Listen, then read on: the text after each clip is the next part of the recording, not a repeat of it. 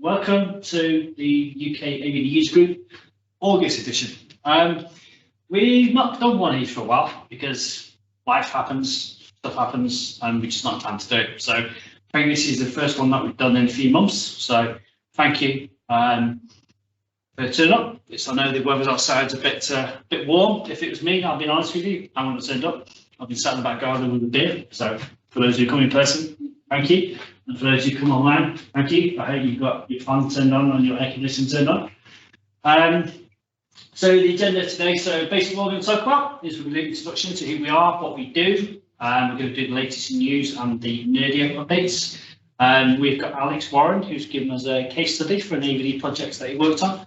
I'm going to be talking about application deployment options for Azure Virtual Desktop. So I'm not an expert on this, it's just something which I've played about for the past 2 weeks, but luckily I've got someone in the room who is an expert on this. So the goal is to try and keep him quiet for 45 minutes to stop him from saying stuff.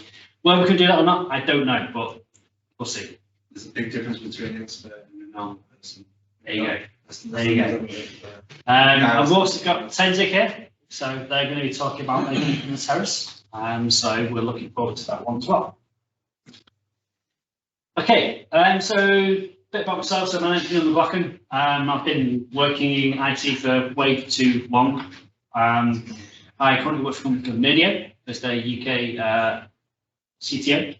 I'm the co-founder of the AVD, and also the co-founder of the AVD User Group, which I run with Shabazz. I'm a Microsoft MVP and use all stuff that I do, and you can find me on Twitter there. So that's me. Shabazz is sitting at the back over there. Everyone wave. Can everyone see Shabazz? I can't. There he is. So, Shabazz, do you want to introduce yourself? You do yourself. Okay. So, Shabazz has been working at IT for 15 years.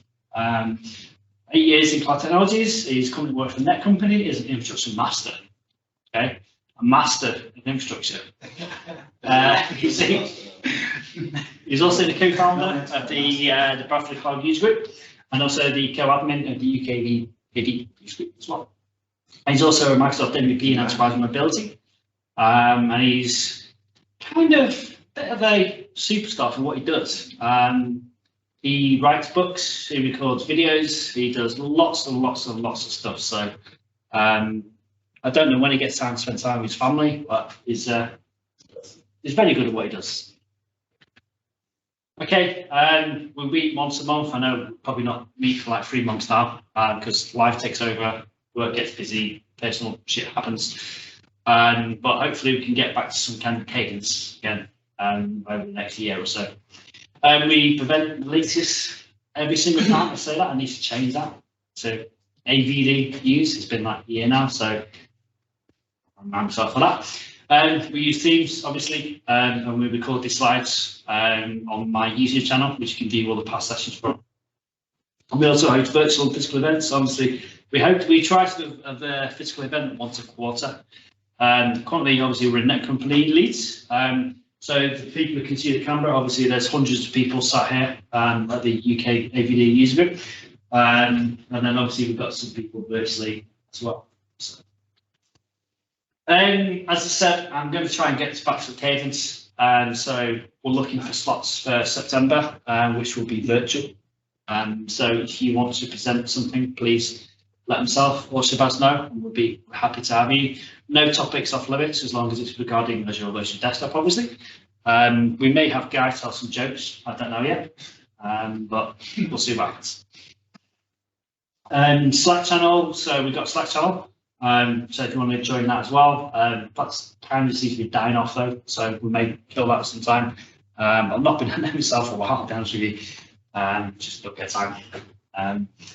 So that's who we are, that's what we do, and then we're going to go on to the news. So we've got the news about what's going on with the Azure Virtual Desktop news over the past kind of 4 weeks or so. Obviously I work for Nerdio, so I'm going to tell you about what's happening with Nerdio.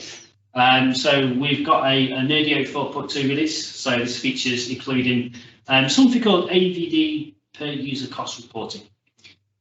We have had an immense amount of interest for. It's something which people don't really can do at the moment. So I'm just going to show you what that looks like, because it is mightily impressive. I can't see any data because of my subscription, but can I drag this across to TPA? There you go. And I'm going to have to see if I can work some magic. Right. So I can't see any data because my sponsorship is, my Azure subscription is sponsored. But what you will is your total AVD cost. You would see your monthly active user cost, which is the total cost divided by the amount of users which you've got, obviously. The cost of your VMs and your disks, your storage, your FSOtics, your images, your network, your log analytics. But even better than that, it gives you a per user cost. Okay, so what we're doing, we're basically looking at tags on resources. We're looking at the data that's in log analytics, and we're mapping the two together. So I can go in and I can say, right, for this user, that's how much that session costs on a per session basis. Why is that important? Because the number one request that we're getting is about chargeback. Okay, so if I've got a AVD environment, I've got finance, I've got marketing, I've got accounting, how do I charge back those resources? This is going to tell you exactly that. So it pulls out to an Excel spreadsheet, and I can say, right, okay, Joe Blogs, his AVD sessions cost him £15 this month. Therefore, you can go back to the department and say, right, okay, you need to charge this much. So that's something which we've just released in private preview. So really, really cool feature. And so I'm hoping to get more and more people on board with it. We're currently private preview because we can't test it internally because of our Azure subscriptions. So we're relying on the public to test it as well.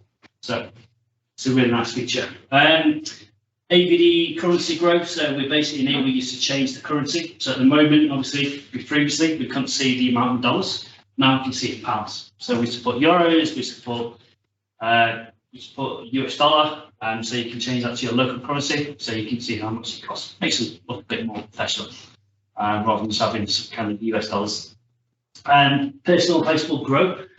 This is a really cool feature. So this basically enables you to take a personal hostable and automatically set the load balancing, so I can always maintain X amount of hosts. So if I go into my auto scale, configure, and I can auto grow it. So I can say, right, okay, I always want to maintain 3 desktops available. Okay, so rather than waiting to have to wait for that capacity to be there, I can say, right, you don't have to think about, have I got enough capacity available, because Nerdo is going to do it for you. It's going to auto grow those desktop pools. Okay. And dynamic resource recommendations and filtering, so that's going to give you GPU, VMs, AMD, Intel, all this kind of stuff. Validate IP address availability. Sounds really simple, but it's something which, when I've shown this to customers, they really like it.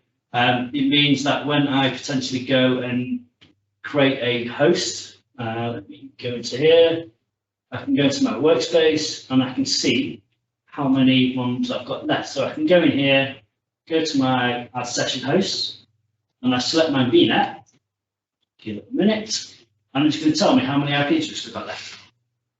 Okay, again, something really, really simple, but incredibly, incredibly useful. And for those who are using sort of Azure Visual Test environments. AWS disks, so what we found as well is we're auto scaling, because Nerdo swaps the disk from standard HDD to premium SSD. If users connect in by start VM and connect, Nerdo is not powering that VM on, so therefore you won't swap the disk over. So this enables us to swap it to a standard SSD during working hours automatically. And then we've got lots of custom view groups. And the other major thing we've added is advanced VM naming patterns. So this was a very much asked for feature. So what I can do is I can set a pattern for naming. So I can set that, and then it's going to be called hash, hash, hash, number, number, number kind of thing, before it's just a random prefix. So enables customers to deploy using their standard naming conventions as well. So again, something that sounds really, really simple, but is actually really, really useful when putting to custom environments. Okay, so that's it for the Nerdo news this month. We've got a lot more features coming next month as well. AVD Tech Fest. I'm really looking forward to this one. Shabazz is going. Are you going, Gary? I am. Awesome. Are you going, Ryan? Certainly am. Awesome. Are you going, Casey? Okay. So AVD Topics is a conference which has been put on in Amsterdam, where basically AVD, we're going to go spend a day in a room talking about Azure Virtual Desktop, and lots of presenting and stuff, and drinking and eating food and stuff like that. So very much looking forward to it. GA auto scale for pooled host floors. You don't want to use this. It's not good. I'm using an idiot. But no, this is the native Azure Virtual Desktop pooling sort of auto scale for pooled host floors. So basically, what it is, you set up a scale plan, and using those scale plans, you can basically turn off hosts. These preset schedules, sort of morning, end of workday, and then evening, and then you can basically say, right, okay, I want X amount of hosts available, 10%, 20%, whatever, and that's automatically going to power up and down your host to save you lots of money. So that's gone in GA. It's not as advanced as stuff that Nadia does, but it's quite basic, but it may suit your needs. I don't know, but definitely take a look at that if you want to use some basic auto scale. AVD cloud updates, nothing exciting this month. Just got some fixed issues around narrators and text sizing, so I think great, worth shouting at the rooftops about. AVD Topics hotfix 2 has been released, so this is a hotfix to fix some issues. As per usual, we always recommend having the latest AVD agent update on there, because each time release an update, you fix about 5-10 issues. So obviously AVD Topics is a very, very much used solution. So definitely worth keeping up to date on your MTC if you can do. Is anyone here from Japan or Australia? No one? Is anybody online from Japan or Australia? Yes, good. Okay, John, congratulations, you've now got your own metadata region. Why is this important? It's because compliance, basically. Okay, so if people don't know, metadata is essentially a SQL database containing all of your custom data, your usernames, your configs, your host pool names, and Azure Virtual Desktop basically references that every time it needs to do something. Some companies don't like hosting that in other regions because it can contain personal data, usernames, for example. So for compliance, they want it hosted within their own region. We see it all the time within Azure. Okay, my data's here, please keep it in this region. We get the same for AVD. So we've now got metadata within Japan, Australia. So for those migrations which are now stopped because you couldn't have that, that now kind of unlocks those. So we work a lot with Australia customers. For some reason, Australians love AVD. And we have many AVD customers in Australia. And the big customers, we're talking tens of thousands of desktops. So I don't know why, but for some reason, Australia love AVD. So they've now got their own metadata. Schedule agent updates. Again, something so simple but so useful. Anyone who's ever worked in a large environment will know the pain that you have with AVD agent updates. I build a new host. Users connect to that host, agent updates, guess what? Users get disconnected. And it's completely random. Microsoft seems to have this algorithm which isn't any standard, and it just can randomly just update the agent. So this basically allows you to schedule those updates. Problem though, big caveat, the host has to be online for its update. Okay? So if you turn your host off over the weekend and you schedule over the weekend, guess what? It's not going to update. Because what's going to happen as soon as the host comes online, it's going to update. Therefore, you're back to the original problem. So what I'm suggesting to customers in the moment is maybe have a 2-3 hour window during the weekend where you power on your host, let it update, and then shut them down. That would get past that problem. So something to be aware of. The default behavior, it tries 4 times, and then if it fails, it will just force an update to it.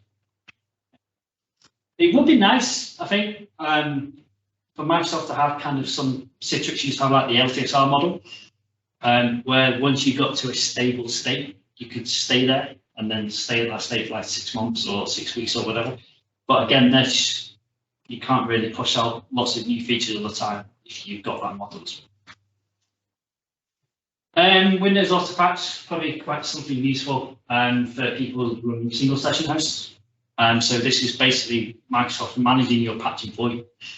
If you look at what's under the hood, it's basically just saying that you configure with SCCM and stuff, push it out agent updates in the ring-based stuff. So it's just Microsoft taking the workload off you. But I guess, would you want Microsoft to manage your patching for you?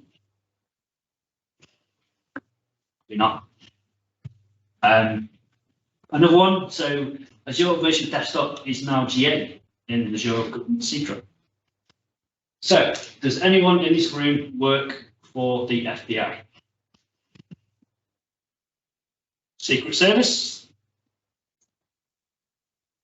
No? Department of Defense? Wouldn't be able to tell you if they did. Probably not. So you're probably wondering what that thing is there. Does anyone want to guess what that is? Third floor window at the Pentagon? Huh? Third floor window at the Pentagon? Yeah, but you know what's happening in that room? Because of this, that person is logged onto an AVD desktop. Okay? I tried to put a marker by a car in the car park as well, but I couldn't. That person also may be using an AVD desktop. So this is what that allows. Okay, so we can now walk into the Pentagon and use an AVD. How do you know he's actually using maybe a desktop window? Look. I can't tell you. That'll kill you. It's not such a bad thing. You've got clearance, haven't you? I've got life insurance. I'm going to feel. Okay. Right. Okay. That's it for the news this month. So, you ready? Yeah, that's something. Yep. I do, yes. We now have our first session of the evening. Thank you now.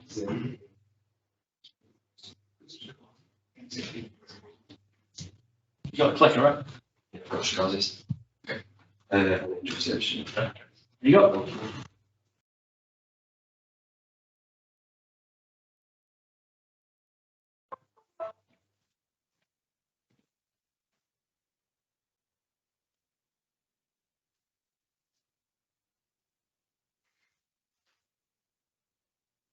Okay. Right. So a few weeks ago, Shazzy messaged me and said she fancies doing a talk at the AVD users group. I thought, right, we've got a room full of AVD experts. How can I actually teach them anything? Now I've had a problem for say the last 6 months. Say a problem, it's actually a project. It's not been the most straightforward project. It's been enabling developers within AVD. So I'm hoping I can actually use you guys to solve my problem instead of me telling you something. Costume. Well, if you enjoy it, then I'd have to charge you. So who am I? I'm Alex Warren from Leeds. What do I do? I'm a senior infrastructure consultant at a net company. So I get to work with Shabazz on a regular basis. And what's my experience? So I've been in IT for about 7-8 years now. Started doing a lot of desktop support, end user stuff, and over the last 3 years or so, I've moved into Azure and cloud. Okay, so the aim and purpose for today, I'm just going to have to read my notes. The general aim is to inform and enlighten you on how we could use AVD to empower developers and potentially scenarios where devs could use AVD. And how we're going to achieve that is we're going to look at a scenario, evaluate it, assess multiple options, and see which one we think is best or would be suitable for your own deployments. Okay, so we've just had a quick introduction. We'll take a look at the current state of VDI, how developers could fit into that and some of their requirements. Then we'll look a bit more in depth at the case scenario. We'll assess some possible solutions for that scenario. And then we'll look at my proposed solution. And after that, I'm hoping you can all give me some feedback on it. And there should be some time at the end for a question and answer. Okay, so when you think of VDI generally, it's a lot of end user stuff, to be honest. At the most basic level, you're thinking task kiosk users. So CRM software, web browsing, basic software like that, maybe a VoIP phone as well. Getting a little bit more advanced, we've got knowledge users, so they might be using Office applications, OneDrive, and instead of just writing within a CRM software, they might be uploading and downloading files. and the usage is a bit higher. And then at the higher end of the scale, we've got power users, so CAD users, Adobe Suite, even IT support. So we just look at a sort of simple comparison of these. We can see the mentioned task and kiosk users. So, for example, call centers, reception work, the tasks and the applications are quite simple, and their resource usage is low. So just moving on to those knowledge users. So, for example, HR, sales, marketing. The tasks are getting a bit more complex, and the resource usage as well. And again, that goes up when we get to those power users. So what I'd like to think about is where would developers potentially fit in here, and how this would look for them. So we think about the small list of applications we just had for all the other users. If we think about devs, it suddenly gets a lot larger. Now, depending on your environment, you can have old applications running on Linux, Windows, it could be going back to Server 2008 even, with old versions of SQL.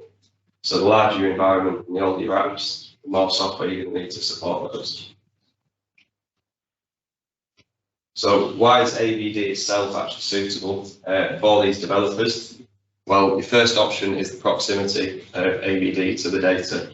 A lot of customers nowadays want the data to actually sit next to it, and they don't want data coming out of Azure. So by using AVD, there's nothing leaving, and it's all internal. It's also a lot more secure. Say they've achieved compliance on their Azure tenancy, then AVD can be brought into that easily as well. We can enforce things like multi-factor sign-on using Azure AD. It's also highly available. So say you built all of your applications to be 99% available, then by building your AVD as well, you can make that the same level or higher, so that you've always got access to your environment. And again, the access, it's easy for remote users, it's easy for people all around the world and on all kinds of devices. Okay, so we'll look at the scenario now, outline that, and then after that we'll move on to some possible solutions. So in this scenario, we've got a large public sector organisation, so a few thousand users. Within this organisation, we've got 20 plus applications split across 4 staging environments. Now these applications are ranging from old ones based on Server 2008, old versions of Linux, ranging up to modern Azure PaaS applications. So some of the organisation's key requirements they've outlined: the devices must be managed, so they must be enrolled and maintained by an IT provider. The cost of it must be as low as possible, with a focus on cost saving, and it has to be easily and securely accessible. So roughly the users of this actual solution is going to be technical users within the organisation. So we're looking at around 100 users with room to grow or shrink depending on development workload. These users will be internal and external, so we'll have external providers, internal teams, technical people and slightly less technical managers. The security team at the organisation have ruled that internet and environment access cannot mix to meet their compliance. So if we've got developers that require internet access, they can't be on the same machines as the ones accessing the environments. The users also cannot install their own software for compliance reasons. All the software must be approved and installed by the provider. We need application support and development tools. So like I said, we've got a large range of software here. So we need the tools to support and access every level and every in and out of each application. And finally, we need the capability to do nested virtualization. So where the developers have their staging environments, before it even reaches the first one, we need to be able to build the applications out on a VM. And this is currently done on a physical laptop, which is looking to move away from. So if we look at the organisation's existing technology set, they're completely Azure based. So it's already a bonus for AVDs that everything's already there. They're utilising Windows domains across all of the environments. So again, AVD is a natural fit there. We could possibly look to use Azure AD authentication. The apps within the environment, as I mentioned, are hosted on Windows and Linux VMs with some modern PaaS apps. The 4 environments are separated by networking. So we're looking at a hub and spoke model with a firewall in the middle. Okay, so with the scenario outlined, hopefully we're thinking, how can we actually make this a solution? How can we make this work? Is it even possible to host that many requirements? So if we look at a few of the options, we're just going to outline the pros and cons of a few deployment options, and then we'll move on to the one I've suggested. So if we're looking at the current solution, so physical laptops, the benefits of that is it's easily customizable by the user, and you've got high available resource. You could have 40 gigabytes of RAM and a nice processor. There's a lot of negatives around physical laptops for this sort of work. So you've got the cost of the actual laptop and hardware itself, and then the recurring replacement for that. We'll generally need a VPN to secure access to the environments. You've got the hassle of shipping and delivery for the laptops. Also, if they break, we then have to ship them out and collect them. The data is then leaving Azure, so it's coming onto these laptops. So we've got even more security concerns there, which leads to it being harder to manage. In this scenario as well, there also isn't a custom, current endpoint management solution. Okay, so if we look at personal desktops, so personal AVD host or a Windows 365 machine, benefits of that are we can now use a managed image, unlike the laptop because we don't have that solution. It's the ease of access, it's highly available, and the users have high available resources themselves as we can scale the VMs correctly. The downsides to this, again, cost. We've only got one VM per user, and it's going to be a little bit harder to manage and support due to it being one VM per user. Okay. So if we look at it in a pooled AVD scenario, so a shared session host, again, we can use that managed image. The access is easy and the availability is high. Now the cost will actually be a bit lower here because we're obviously sharing resources between users, but there will then, on the negative side, be less available resources. So there's a potential for resource hogging there, where if there's multiple users spinning up a local VM, one user could be using 70% of the CPU and the other users get a negative experience. There's obviously more setup and configuration, a lot more to think about here when the users are sharing a machine, and the configuration of that local virtualization is a bit harder. So I was going to look at some alternative VDI solutions. Ash Shabazz, he said Neil wouldn't be happy with anything other than AVD. So we've got a big no for that one, but if you think you've got anything suitable, let me know. So I've looked at a few of the possible solutions there. We'll talk about the one I've proposed, which is currently being built, generally gathering feedback and testing at the moment. So I actually decided to go down the pooled AVD route, mainly with that focus on costs there. So the general idea is, if we go back to the original requirements and compliance, we can't mix that internet and environment access. That was instantly a separating point. So essentially, we've developed two separate images. One image will enable internet access, and one image will enable environment access. Sorry, you're saying pooled for development? Yeah.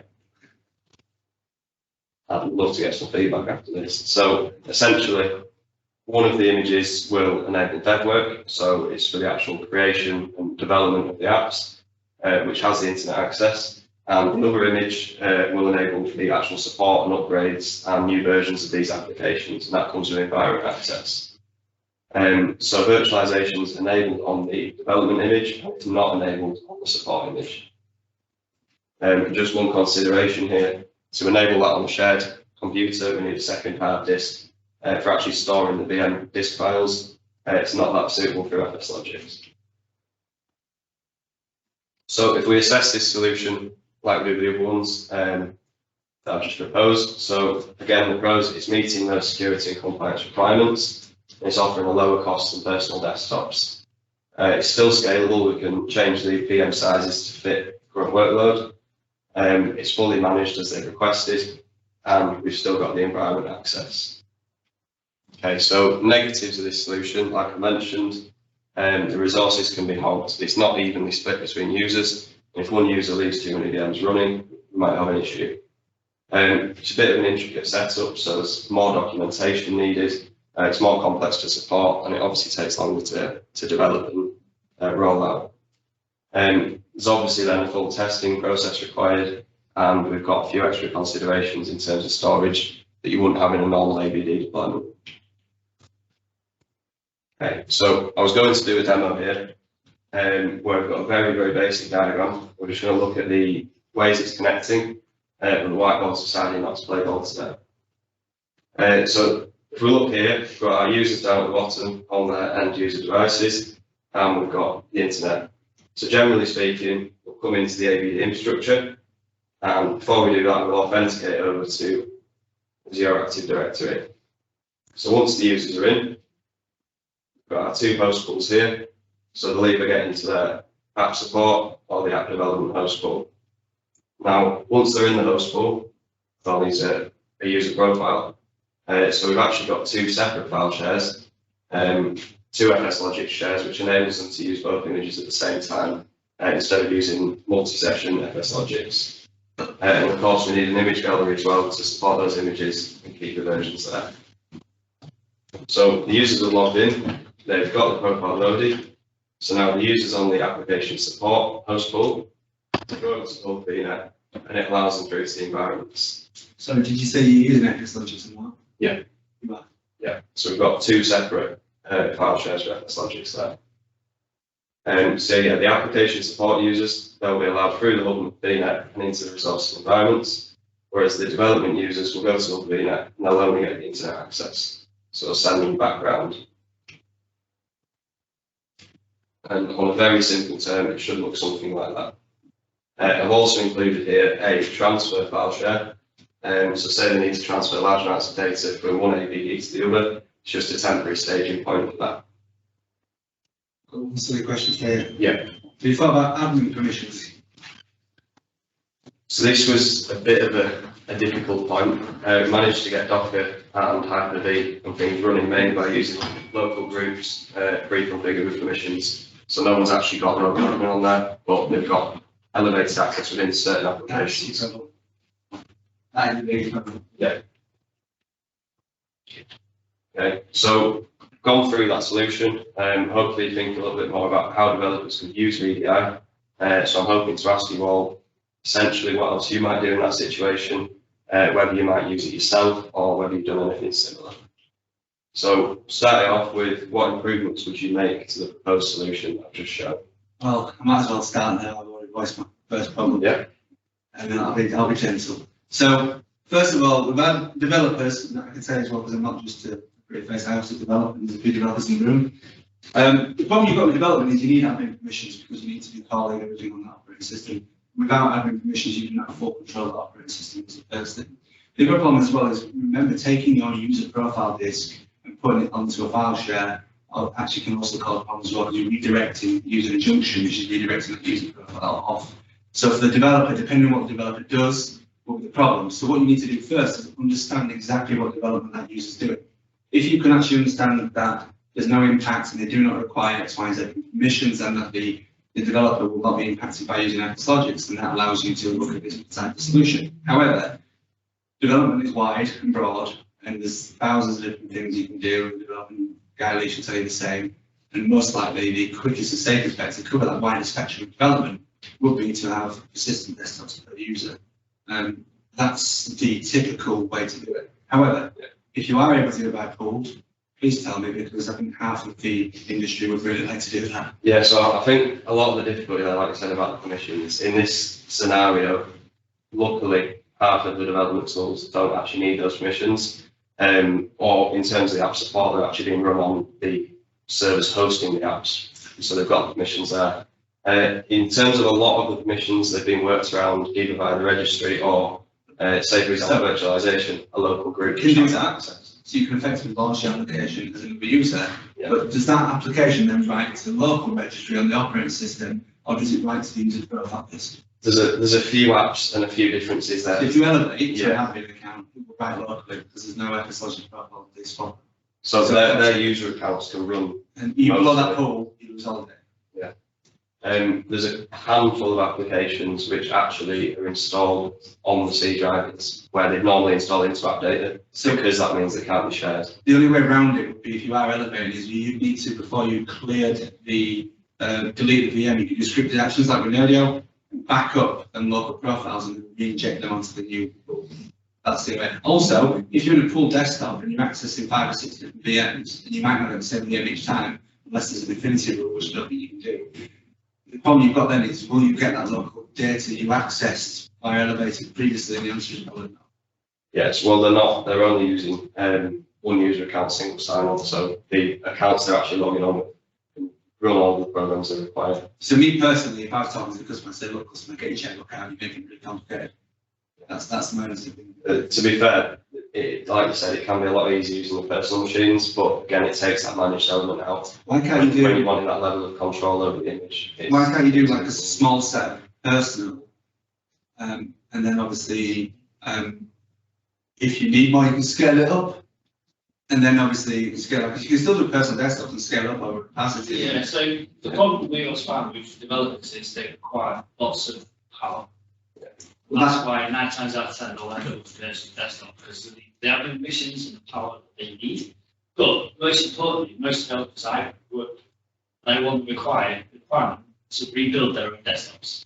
Yeah. I might so- get a new SDK released, and I might want to put that SDK on there this weekend. I need admin permissions. It's a full desktop. How do I get my SDK on? So Yeah, so luckily, I suppose in this example, cost and security are seen as a bit of a higher priority than the developers' needs in this instance. We've got a process for adding new applications that can be turned around fairly fast. And luckily, I suppose the app reviews aren't needing that high level of privileges. It's not the apps the problem. It's the SDKs. It's the toolkits what come with the apps. Yeah. So that's where you're going to struggle. So even if you did off-net, which makes sense, you're still going to have the same problem. So the question I've got for you is, by having that additional security control from the developers, and well, maybe excessive in some respects, would that actually impact the overall support desk's ability to kind of deliver on support over functionality of the requirements? What I'm saying is, this is the chicken and egg game. Yeah, you've got to look at, are you actually going to cost the business more money through support than you would do by isolating, providing controls based on personal desktops for developers? Yeah, no, to be fair, in terms of actual support on the AVD, there's been very few issues reported. It's still going through late stage of the testing. And yeah, I mean, we've not had the pop-ups coming up other than for a lot of the nested virtualization in terms of those permissions. And have you considered, obviously, Microsoft 365 to play for developers as well? Because I think that's a very nice offering as well. Which one's that, sorry? Microsoft 365, obviously the cloud PC. Oh, Yeah, it's so the we- Windows 365, yeah. They've actually created a service for For developers. this, because of this particular problem you're actually facing now. And what that will do, that will deploy a image which has got all the developer tools and stuff on it pre-installed. And the developers can just rebuild that instance wherever they need to. They've got local access, they've got loads of CPU power. That's what developers want. And it's off net, technically speaking, unless you join it, so you've got that level of control as well. But, I mean, if they're happy with that and the customer's successful, brilliant.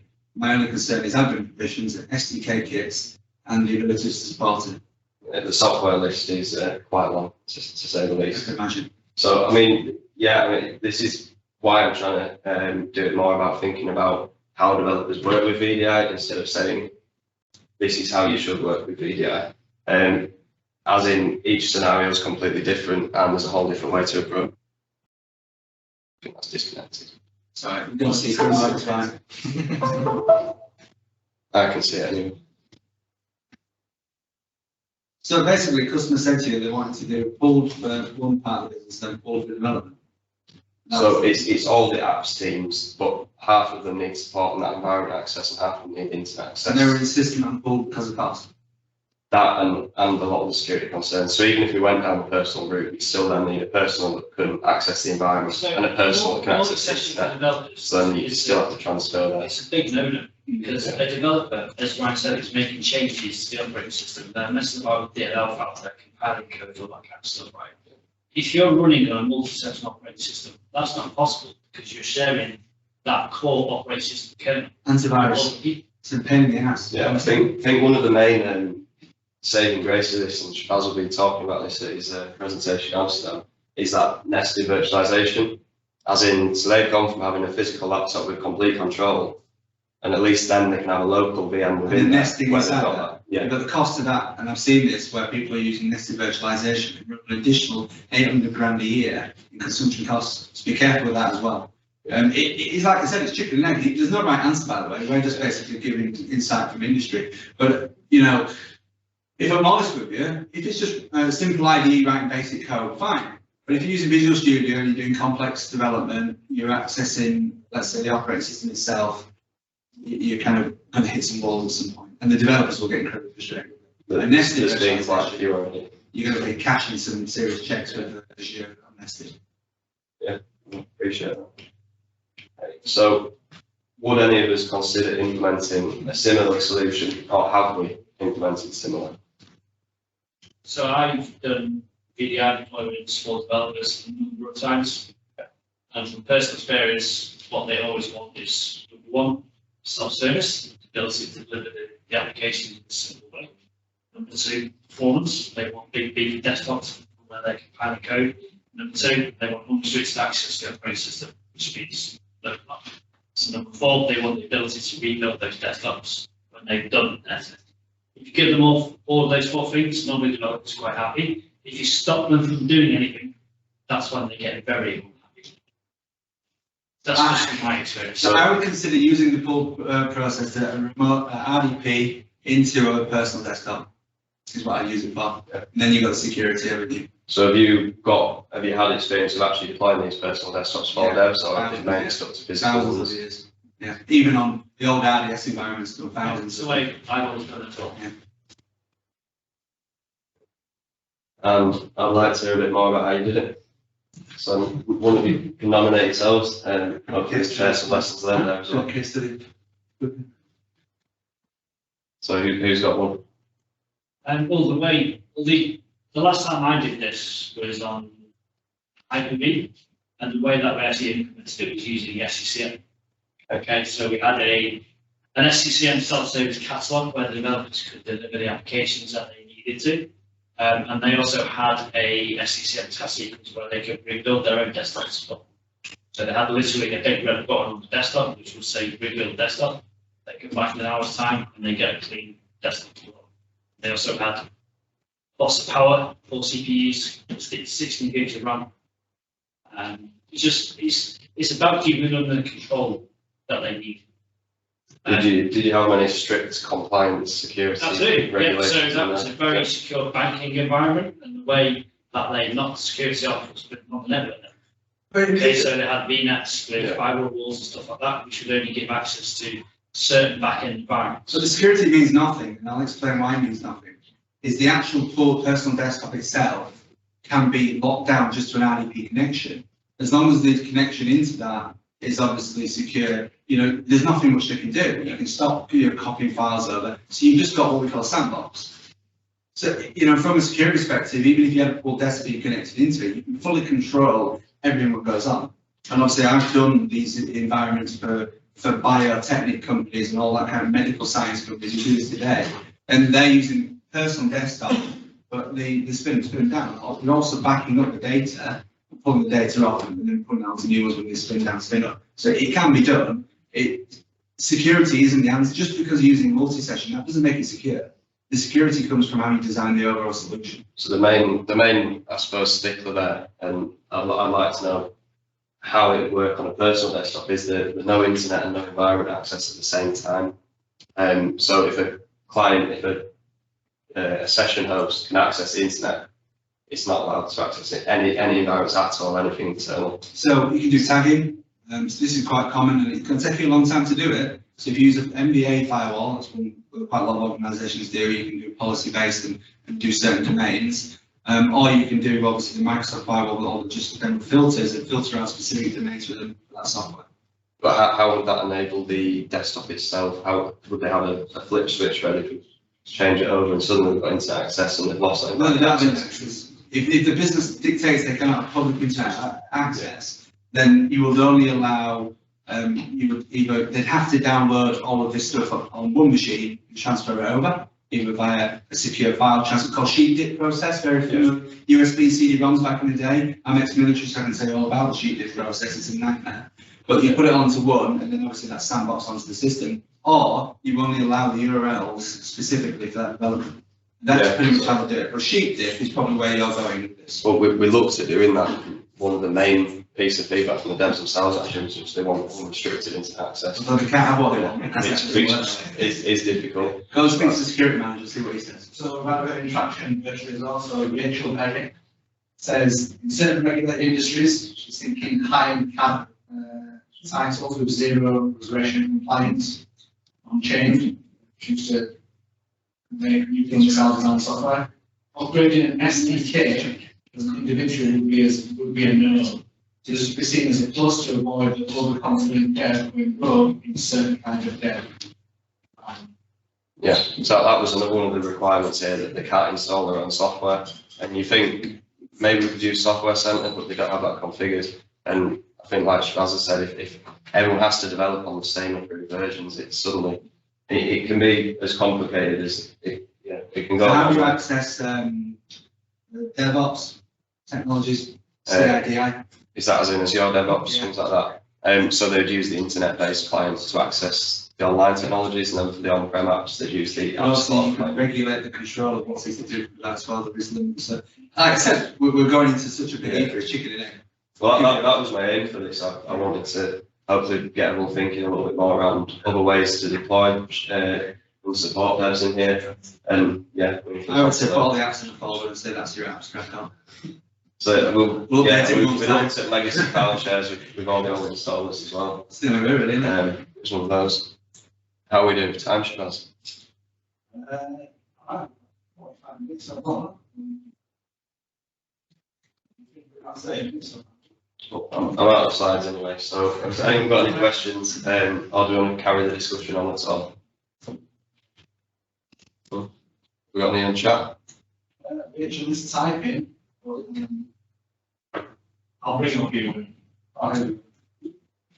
So Rachel says, Azure was one of the first NVIDIA VGP customers to move a development environment, not just the end app they produced, onto VDI. There's a case study somewhere. Azure. Yeah. Yorkshire accent. It's not me, thank you very much. And this is obviously, it's not the first time presenting as well.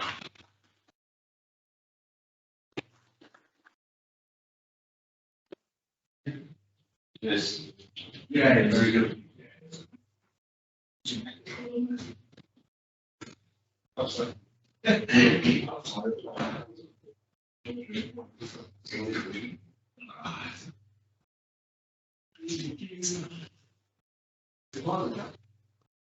This is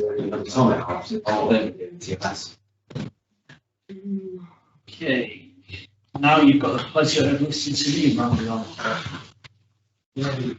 Hello, how long? TLS 1.9. So the AVD clients now require TLS. So only that's why the house on the first one the client AVD this last week, yeah, and those 7 stopped working. All the 7 clients saw that last week. Really not connect. They also had those because TLS and then support native and obviously it's not there either because disabled. Why is that black going across? Is that still used?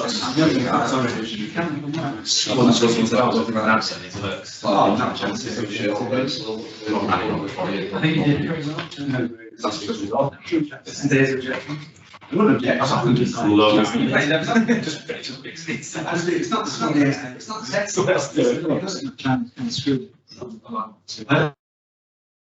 It's not Yeah. Oh, yeah, I think it's the NHS. It probably is the NHS. Close that. Everyone looking at me, guys. The extra nested version, that one version equals storage. It's compute because you can only do nested on certain CPUs, architectures, and also you don't get the same bang for buck as well. So if you use AVD Epic chips, alongside, whereas if you use the Intel, which is more complicated nested, and obviously you don't get down the book, and also you get an list of charges. So some people have been using application emulation technology to run apps, legacy apps, and they're basically one of those that are very good in a year. Extra top. And then To build more than just the console. yeah, you can, yeah. And the problem is as well is when the finance director sees that video, they're will get all of them. Yeah. Right, I'm going to drink beer and do my presentation at the same time, which should be done. Okay. It's useful, it's just obviously the cost associated. By the way, the pizza's been ordered, so it should arrive hopefully soon. Okay, good to go. We are online to us. Yeah, I'm just trying to have the air conditioning. Okay, cool. Right. So today I'm going to talk to you about application deployment options on Azure versus desktop. It's something which I've always found a problem. But it's something which people tend to think about last, but it's also something which people need to do first, in my first opinion. So, disclaimer, I'm not an application packager or an expert. My main focus is on sort of AVD infrastructure and multi-video. So this is just what I've learned over the past couple of weeks and stuff like that. So the plan is to see if we can keep Ryan from not saying anything, because Ryan is an application expert. So we'll see how that goes. Don't remind you what we do with dangerous. Okay. So yeah, I'm not an expert, so some of this may be wrong, but it's just something that I've learned over the past couple of weeks or so. Okay, so let's go back to basics. What is an application? And so I asked Mr. Wikipedia, and Wikipedia told me an application is a computer program designed to carry out a specific task, and one relating to the operation of the computer itself, typically used by end users. Okay, end users is the reason why we do VDI. End users is the reason why we do AVD. End users is the reason why we give a person a laptop to do something. Okay, so what do we use this desktop for? Do we sit there looking at it? Do we browse with it? What do we do with it? Why do we have a desktop? When I first started in the computer industry 20 years ago, I had this crazy thought, like, why not just standardize it? Because most people do exactly the same thing, right? I have a computer, I open software, I read email, I browse the internet. We're all doing exactly the same thing, okay? But obviously we all do it very, very different ways. We have security, we have different policies, we have different programs, we have different operating systems. But at the end of the day, we're all doing exactly the same thing. We have an operating system, we're going to do something with it, we're going to open programs, we're going to look at some documents, all that kind of stuff. Okay. So, what does an application consist of? So, an application at a very, very, very basic level is code. Okay? C++, C#, which is basic, but no, it's code. With that code, we can have files. DLL files, exes, any files. Okay? Registry. Everything inside a registry. Right? If you think about where we are today compared to where we were 20 years ago, we're doing exactly the same thing. I have an executable, I have a registry, I have files, I just launched an application. Nothing's changed. Okay? People think it has, but it hasn't. Windows 11 is the same as Windows NT4. I sit at a desktop computer, I open the start menu, I launch an application. Right? Nothing's changed. And I'm sure I'm going to stand here in 10 years' time and say exactly the same thing. Still doing exactly the same thing. Right? That surprises me. The way everything's developed, it really does surprise me. Because by now you'd have thought maybe we could do something different. But my crazy head sometimes think, why do we need an operating system? Why do we have to go through this pain of having an operating system? What are we trying to do? All we're trying to do is open an application and do my job. I don't care how I say. Now it's got better with the launch of SaaS applications because now you need this browser. That's getting more and more popular. Again, in my opinion, in 10 years' time, we won't need VDI or DAS. Okay, because it's all going to be SaaS applications. I have my Chromebook, I have my browser, it'll system back end. But I think it's not media, but that's the next 10 years or so. So we've got all these legacy applications. Okay, so how do you get these applications onto the desktop? This is the number one pain point which people have today. How many projects have you all worked on? Wait, let's go upgrade Windows 7 to Windows 11. Okay, amazing. Let's go and do this. Bada. 2-year projects. We've done it. Yay, we upgraded. What about these applications over here? I forgot about this. I'm pretty sure everyone in this room that's happened to at some stage in their career. I'm sure of it. Am I right? Okay. Oh, how many applications you've got? Oh, 600. How many do you still need? I don't know. How many still use today? I don't know. Who uses them? I don't know. Okay. This is the problem that we have today, and this is the problem that we'll continue to have. And this is why this is so important that we get a grip on this, because it's not getting better, it's getting worse.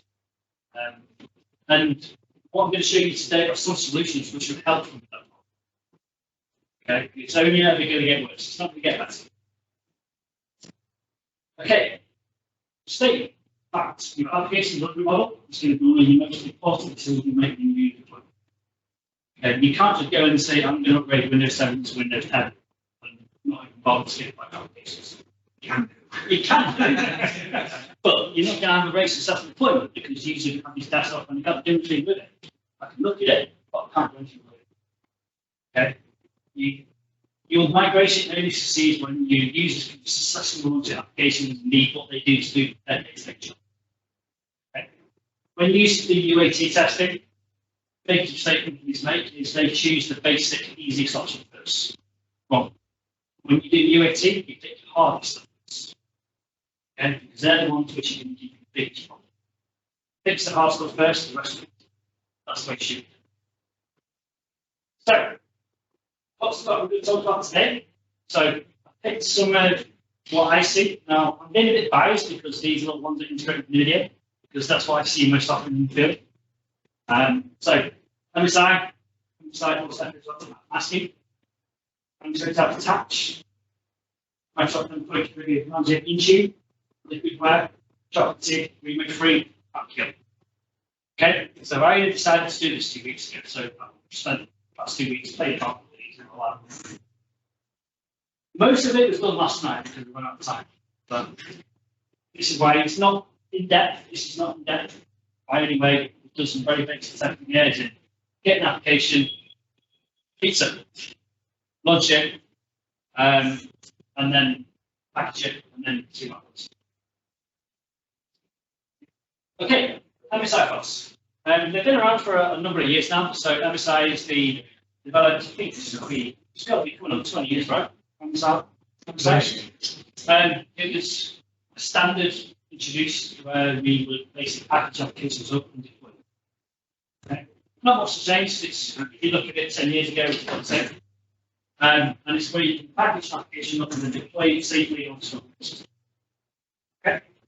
And then when you install it, files are copied to the system, registries are created, services are created, file associations are done, and that's how your application works. Right? So we can deploy them natively, or we can choose something like SCCM or Intune to deploy those forms. Okay? That's probably the most common method that we can sell on the internet.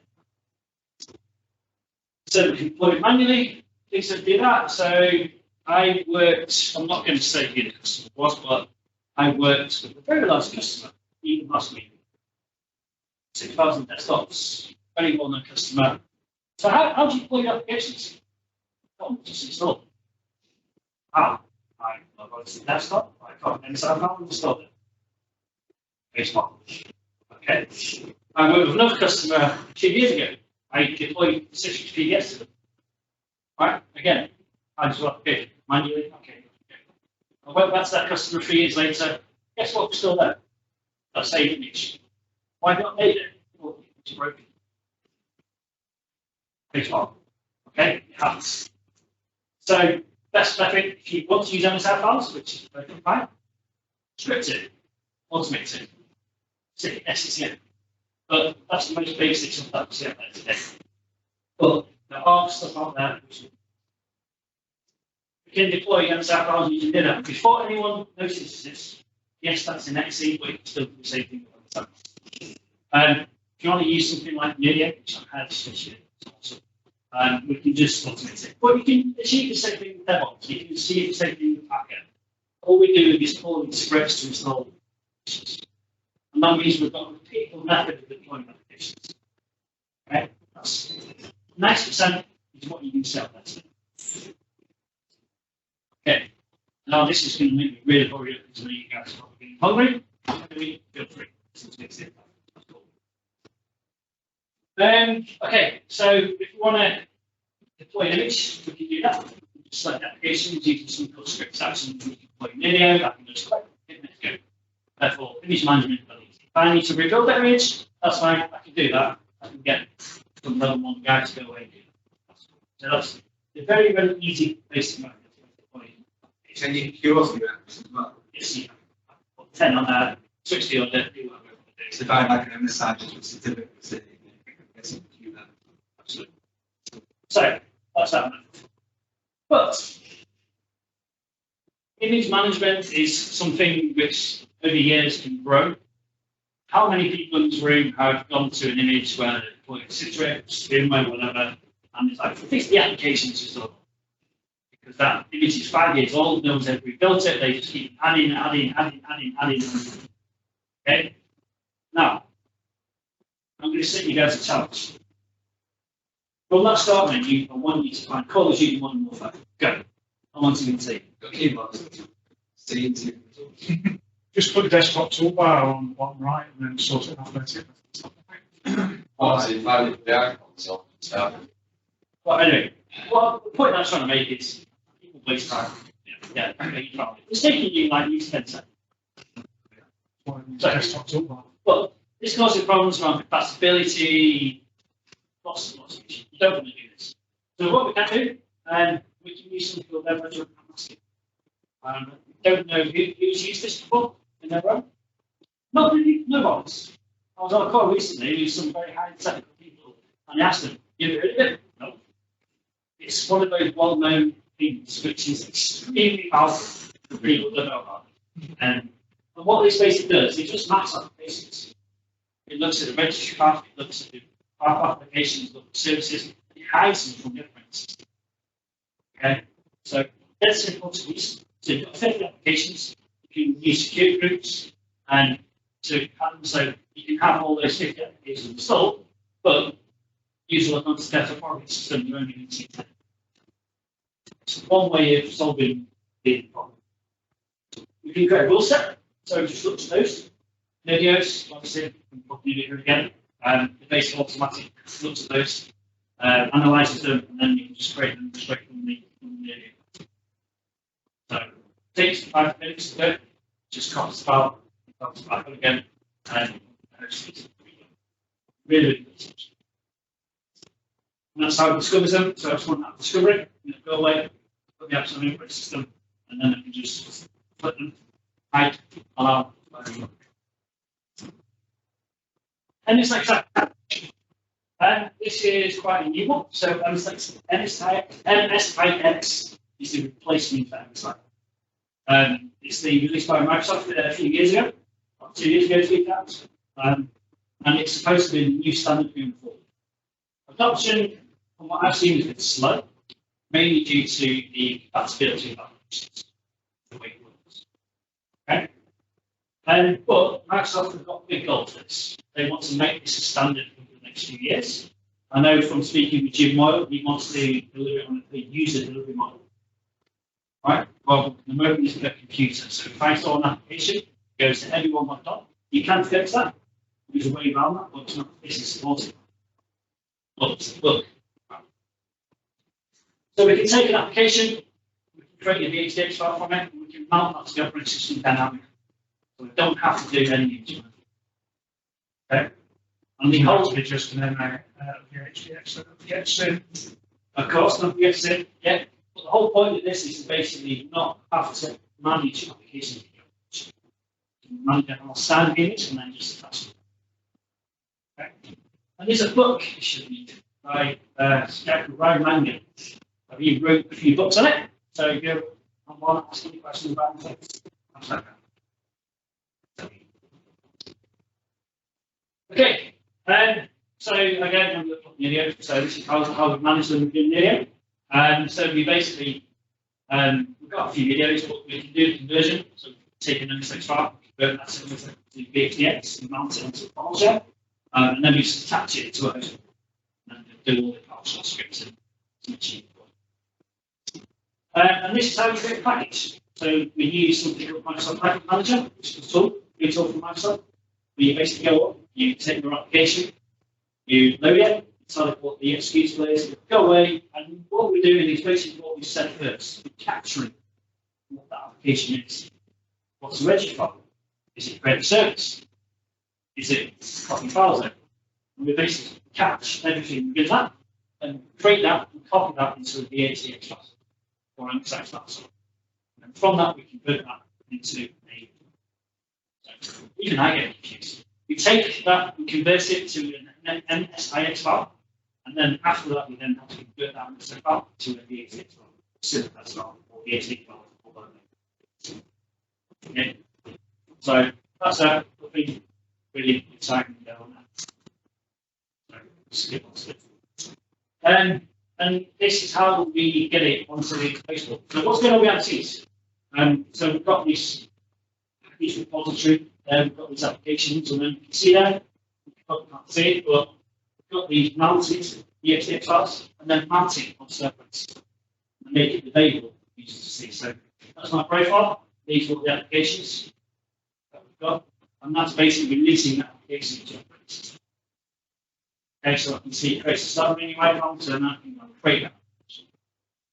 Okay, so I've not actually got anything installed, not image, it's virtual application. Okay, so I just don't have to do it. If you do the image updates, I just patch it and post it, don't have to actually have. The downside, obviously, is that you have to obviously package those applications. And that's where the problem is with which has quite a high failure. Unless you use something called AVD. And that's how we add it in video. We basically go on, we pick the package source, and we pick the image version, pick the package, and then that just basically allows any host in that host pool to run the application when it starts up. You do the same version as well, just upload a new version. So, okay, so that's that.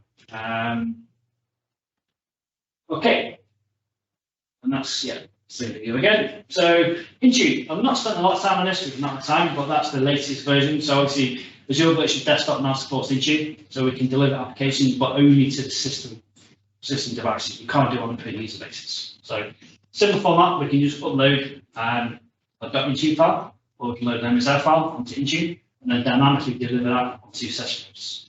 The downside of that, obviously, is the fact that it can take a bit of time for the application to get on there. So if you do an auto-scale and deleting, it can be problematic. We've actually been working on trying to bake those applications into the image, and we've had a whole host of problems. I do have a colleague in Australia who's managed to get around that, which I can share details if anybody wants it, but you basically have to register your master image against Azure AD and Intune to get it to install the applications. And bad things happen. Problem physical as well, though. I mean, I've got like breaks fixed on the laptops. Is that the same problem? I don't think you can fix it that way. I think using the repo is the only real way. Well, if you look at the Microsoft documentation, they say it's actually only officially supposed to deliver the applications to session groups. They don't support delivering it to the master images. So, okay. So another one I looked at was Liquidware FlexApp 1. I never really played about with this before, but I was quite impressed. Yes, it's a paintball tool, but it's not very expensive at all. It's quite cheap. And this basically solves all the problems that you have with MSX attached. So they say it fixes up to 90% of applications. And it basically virtualizes the application with an exe. And I can take that exe and load that anywhere. Okay, so I can script that, automate it, which we can see in a second. And it's really easy to package. So no conversion required, so you don't have to mess about conversion and certificates and stuff. So very, very easy to use. And basically what happens is, so this is a conversion process, dead easy. You install the package manager onto a desktop. And one thing which I really like about this, it does automatic rollback. So when you automatically test that, you package an application, it'll go away and say, right, okay, I can see you installing, I'm going to capture everything, and then once the capture has all been rebooted for you, you can take it back to the state. So it makes the packaging really easy. Normally with sort of excited to patch, you have to do that via kind of snapshotting and restoring the ends and stuff like that.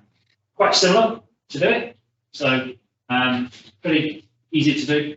Next go. I managed to package a few applications up within like half an hour. They're easy to use. And then in the second, I'll show you how you can actually deploy those applications onto a session host using the media.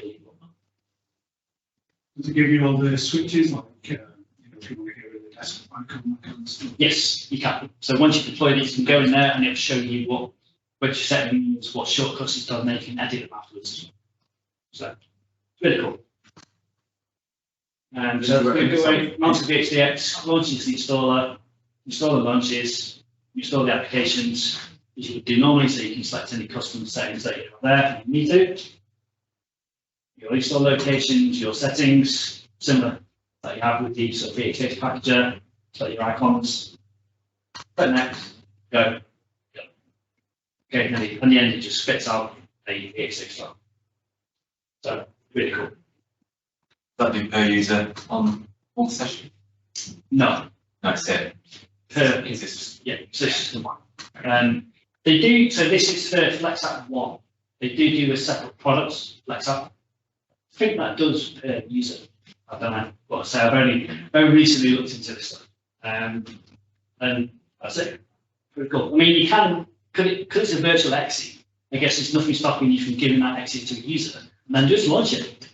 It's a stub. Huh? It's a stub. It sits in front of the application. Basically. So yeah, if you present it to a user, I'm sure it will just launch. Okay, so cool. And that's what spits out at the end. So you just get the application, an exit, an icon, and then an XML document which contains all the configuration information for it. Believe it or not, we can integrate with Nerdio. So this is how we go with Nerdio. Shock horror.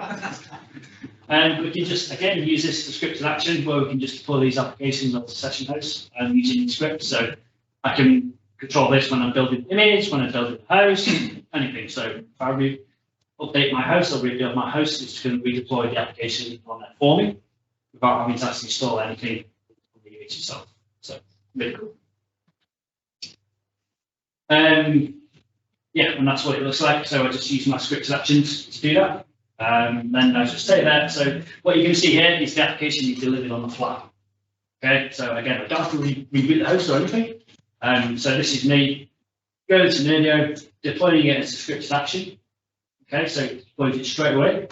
I then log on to the host, or this is me logged on to the host, which is in a second. And then you'll see the application appear in front of the user. So if I was multiple users logged on, they'd all see exactly the same thing as well. So this is the application being deployed. And if you go onto the host, see what's the desktop icons in a second, and then in the program data, it basically just deploys all the application configs and stuff. Just takes a couple of minutes to do. Good. It will be there in a second. We go fast so you guys can eat. If you guys are really, really hungry, feel free to go and grab some pizza.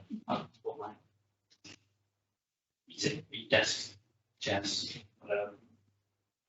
Okay, so you see that directory here, so FlexApp 1, that contains the installer, which uses the launch file, and then that's the application which has been deployed. And then in a second, you'll see it being deployed on the desktop as well. Okay, but again, the important thing is here, we're not actually making any changes to your operating system. It's all self-contained.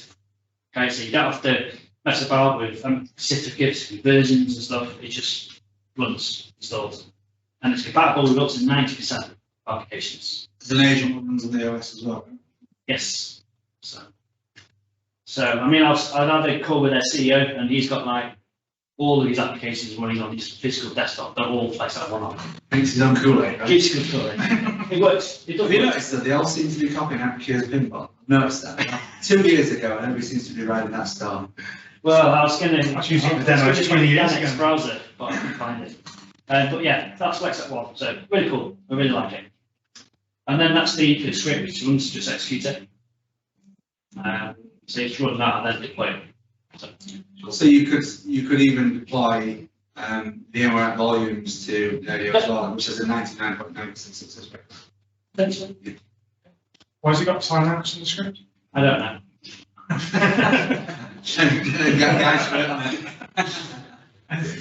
Okay, on to Remo 3. There's not many applications which wow me, but this product has wowed me. It's freaking cool. And what this does, it basically automates the packaging and smoke testing and migration of applications. So it takes a bunch of applications, which you can pull it from SCCM, or you can upload them into a repository, and it will basically take those applications, it creates a load of worker VMs, it installs the applications, it sends screenshots, it creates videos, and it does smoke tests, and it all does it flawlessly. So it's made for basically, the aim is obviously for those people who say you go to a company, you've got like 500 applications, and you don't want to get loads of packages in, and you have to do smoke testing and all that kind of stuff. You can basically tell this to go and do it, and it'll go and do it all for you in a few days' time. Just pull those applications in, launch them, test them, smoke test them, job done. Really cool. And obviously we've done integration with Nerdio, believe it or not. There's a bit of a thing going on there. Have you noticed it? A bit of thing. But we can also output to Intune as well. So it will basically take those applications. They can be AVD applications, they could be MSI applications. It'll take those in, it will package them up, it will smoke test them, it will launch them, and if it passes, it will output it to Nerdio or Intune. Okay. So if you've got 1,000 applications within your SCCM environment, I can pull all those applications in, and within a few days, I can have them all smoke testing, and then tell you how many passed, how many failed, and then, but if they failed, it'll send a screenshot of why it's failed. It'll give you the error code why it's failed. Really, really cool. And that's basically what it looks like in Nerdio as well, because we link with the APIs from it. So I can take the application from your SCCM environment, pull it into Remo 3, connect it, test it with your Remo 3, and then push that out to Nerdio, which will then convert it to a VHDX file and attach it to your host. But to test the apps, right, to do the actual test, you don't need to do like a macro script first. Smoke testing. Yes, if you're going to do that, you need to create a macro to test the app. I believe it just does that automatically. So it launches it. It just launches it. Okay. Don't test it, it launches it. No, it's not UAT test. So to be clear, it's not UAT testing, it's smoke testing. So smoke testing is, does it launch? Yes. Okay, so obviously you're not going to push it out to production. You need to then go through that UAT testing phase, but this is just launching the application to make sure it kind of launches. So, but basically, I love it. I think it's really good for those scenarios where you've got those 500 applications, you need to test them. You don't want to have this 12-month project where I want to employ people to package, test, retest, that kind of thing. This just automates it for you. Really, really cool. So that's what it looks like. So basically, we go in there, we've got the sequence. So I just export the applications, starts exporting to Nerdio, connecting to my Nerdio backend using my API credentials. And then you can, that's where you can configure the settings. So put it out to Nerdio, put it out to Intune, configure all your API permissions. Then within Nerdio, I just give it my REST API credentials to link sync together. So really cool solution. And this is what it does to perform a smoke test. So I upload the application into there. So provision the task runner. So that's the virtual machine it's created within Azure to launch the application. So you can integrate this within your own environment with your Active Directory connected, group policies, that kind of stuff. Create a video, sends a screenshot, gives you the actual error code to the application. And this is all done automatically. I'm not doing anything here.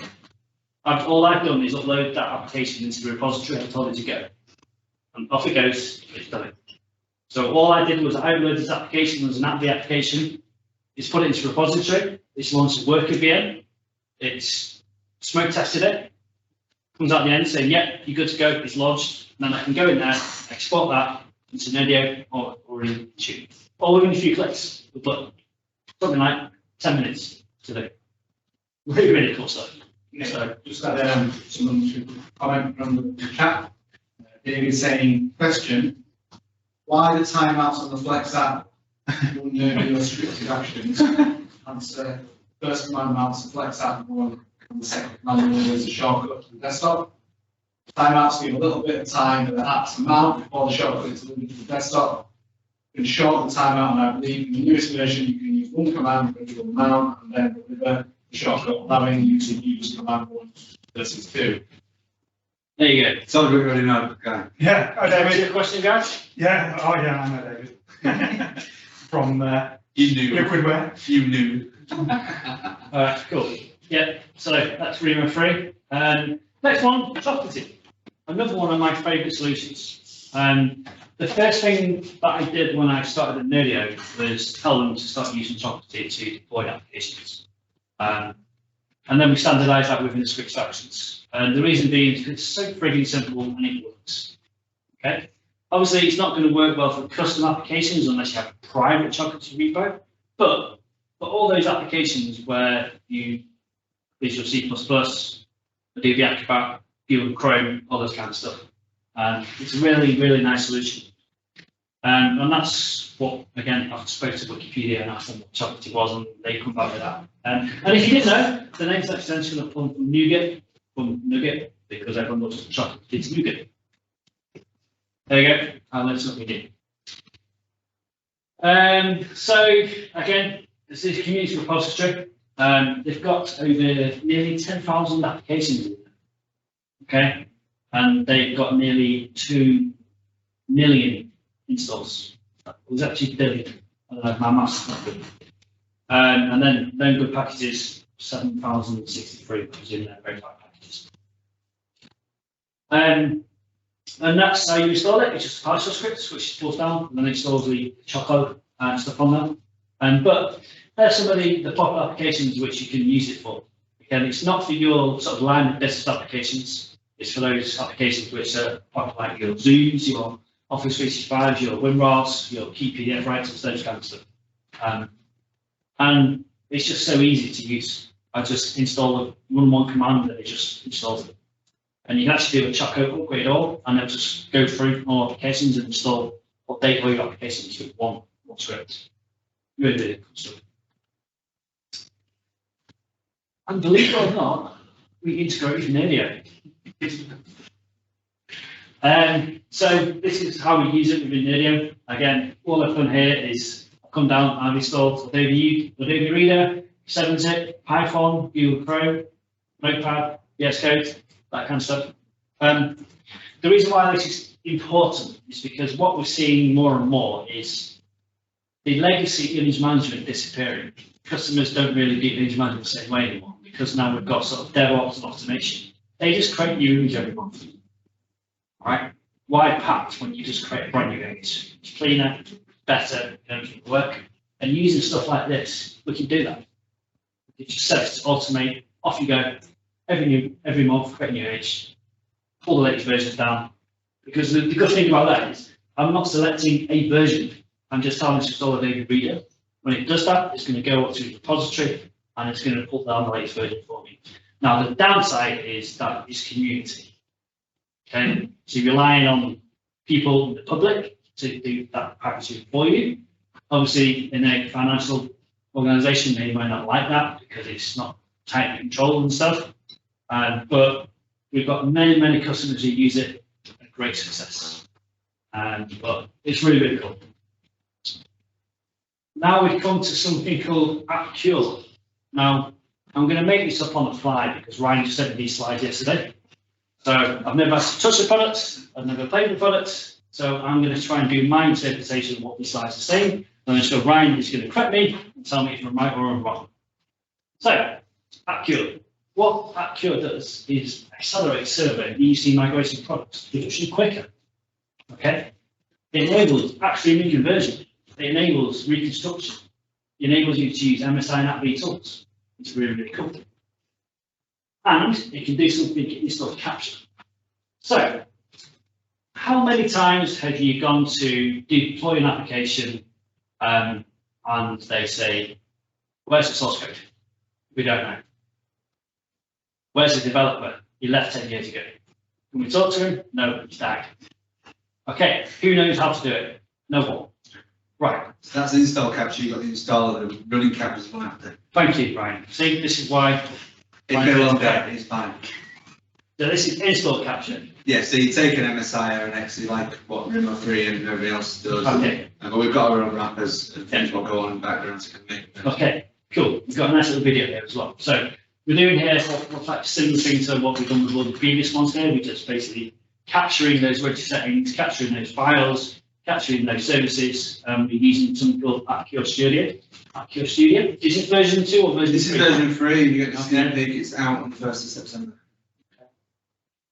So this is going to do a similar thing that we've done with all the other products. We're just going to capture what's been deployed to the operating system. I think the biggest problem we've got in the industry here, and you probably see it yourself, is instead that half of the industry don't know where their apps are, what we've got, then the others can't actually get their apps off as a lost the installation media. Absolutely. So I see it all the time myself. obviously it's just kind of technology what solves that problem. Yeah.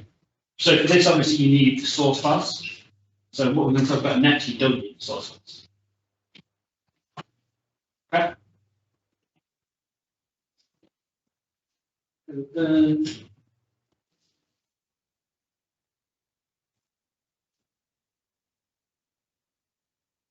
Okay, we're done. So we captured the application.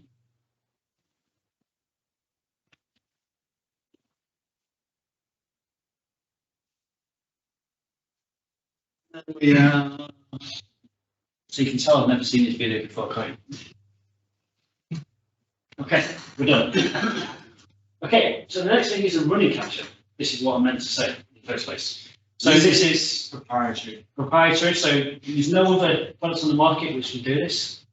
This is what Azure is known for. So if you've got all those legacy applications, those 60-bit applications, which Gary probably wrote, you've got 30-bit applications, you've got 64-bit applications, whatever format.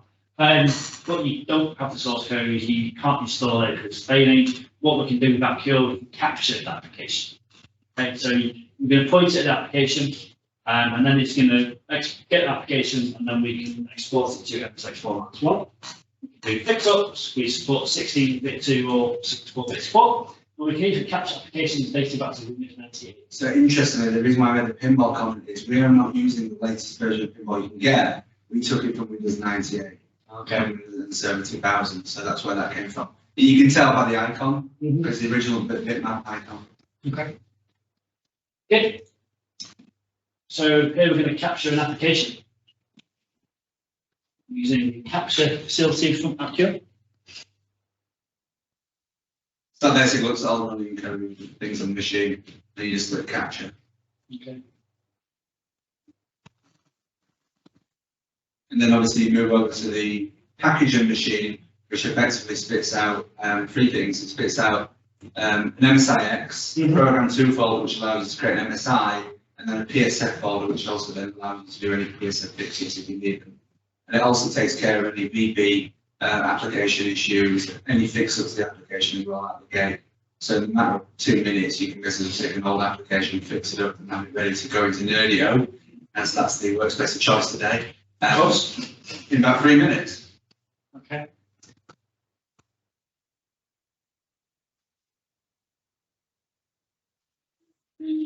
Okay, so we're capturing the application settings. You know, they're all the same, but a log screen of how far the progress is of packaging.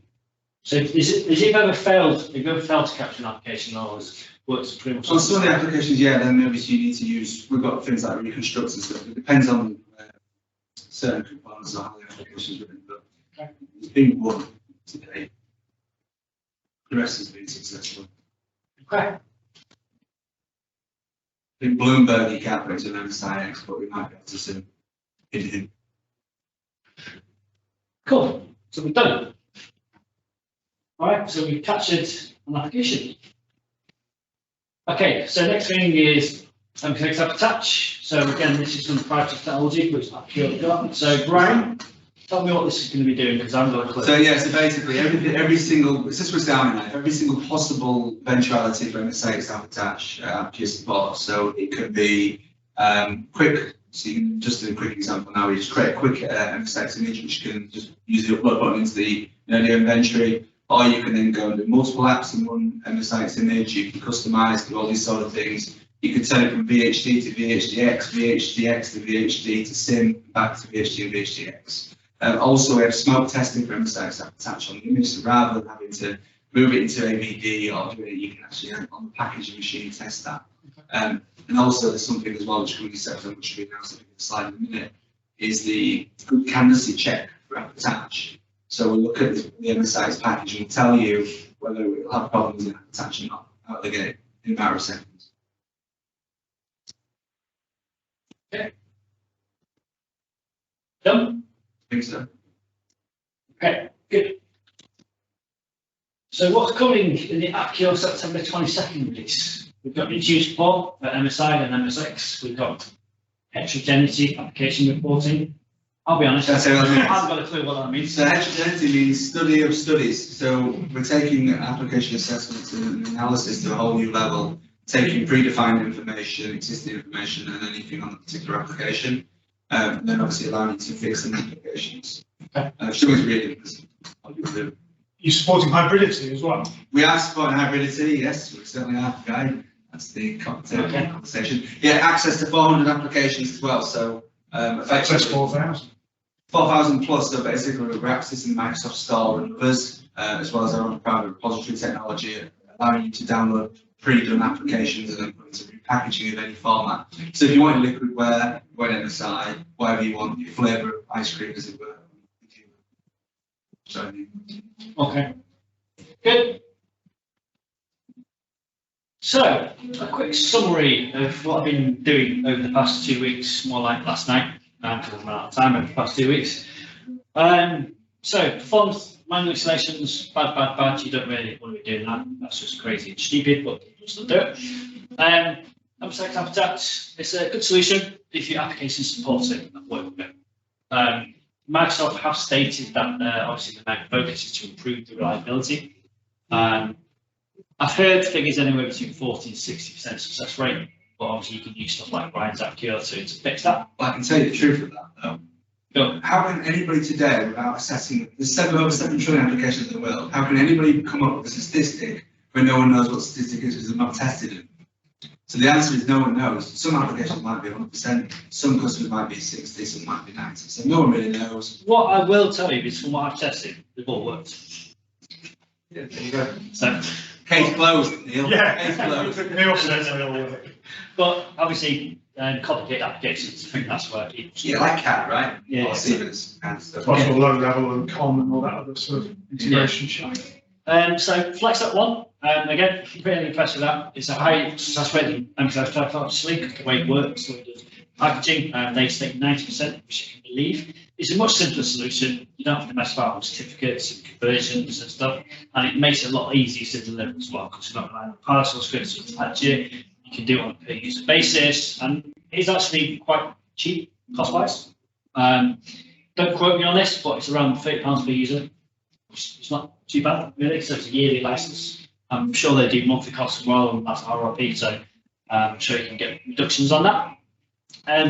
Intune, it works, but again, probably only for simple applications. It's quite new, obviously, with AVD, and it's only device only at the moment, so I do know that Microsoft are actively working on delivering on a user basis. But I guess that'll still be on single session host only. I can't imagine they're maybe going to be working on per user basis on a multi-session host. Interesting theory, but I don't think that'll ever happen. But we'll see. It'd be cool if it could. Remake 3, as I said, blew my mind when I first saw it. It fixes a problem which I see often, especially if you've got SCCM in your environment. Well, there's applications in there.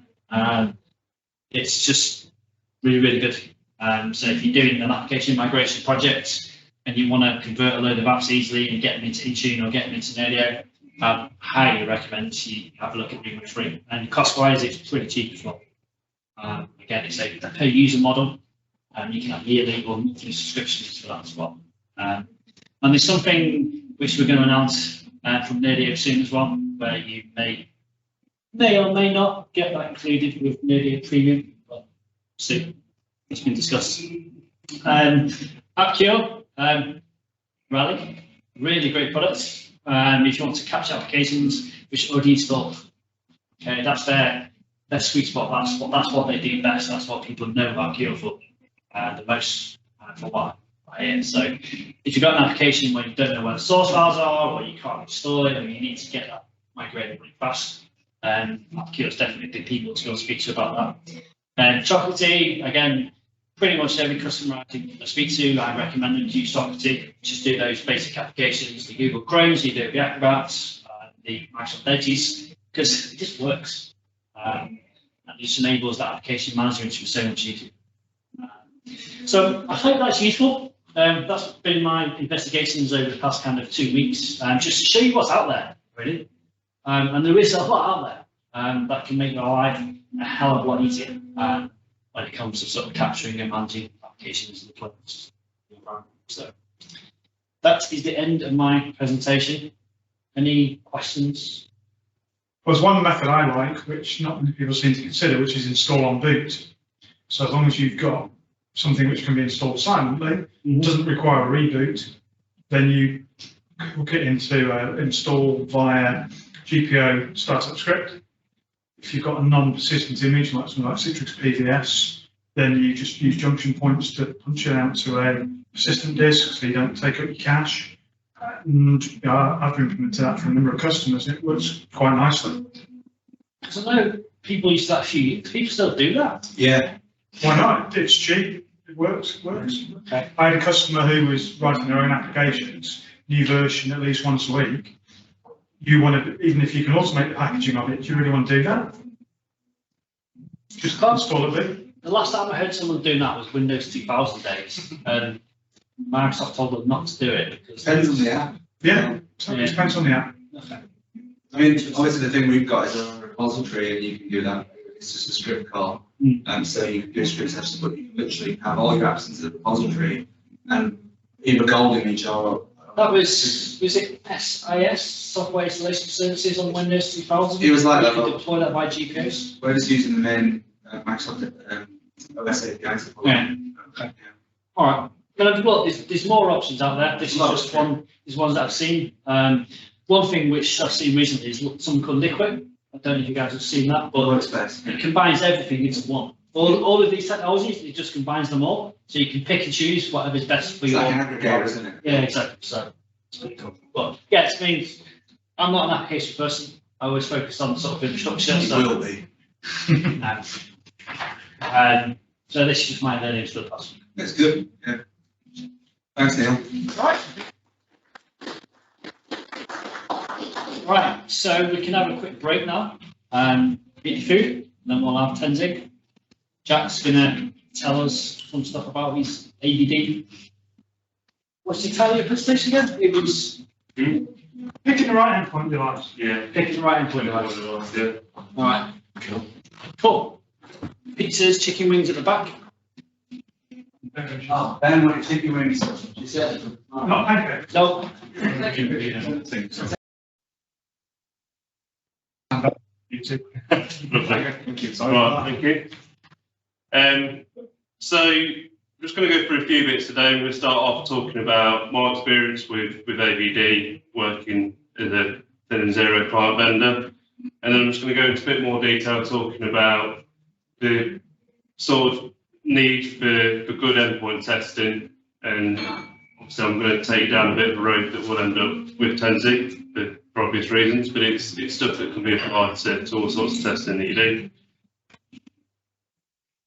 So first of all, I'm Jack Hunnybun, I'm account manager for Tenzing. I've been there for about 5 years now, and 3 years in account management. Obviously, pandemic and lockdown's taken a lot of that, so this is actually my first proper presentation in front of a group of people, so go easy on me. All right, first of all, case for AVD. So, I mean, this is probably stuff that's quite obvious, but I thought it'd just be quite good stuff to go over, but just a few bits of market research that I kind of uncovered whilst preparing for today. So expected that by 2023, about 30% of on-premise VDI users will be accessing their workspace in the cloud using desktop as a service. And within that, it's through surveys kind of showing that AVD is going to be leading the way on that. Around 27% of people actively considering it for DAS. And the virtual desktop market in general is expected to grow. It's interesting what you were saying earlier, Neil, about the kind of virtual desktops dropping off in 10 years, and that could be the case, but there's definitely going to be some big growth over the next 5 or 6 years. Now, how's that mirrored in my experience? Well, it's similar to what we've seen. So I say over the last couple of years, the vast majority of our new VDI or DAS projects have been with AVD. And more recently, probably the last 6 to 12 months, we've seen an influx of people coming to us who are looking to move from another solution over to AVD.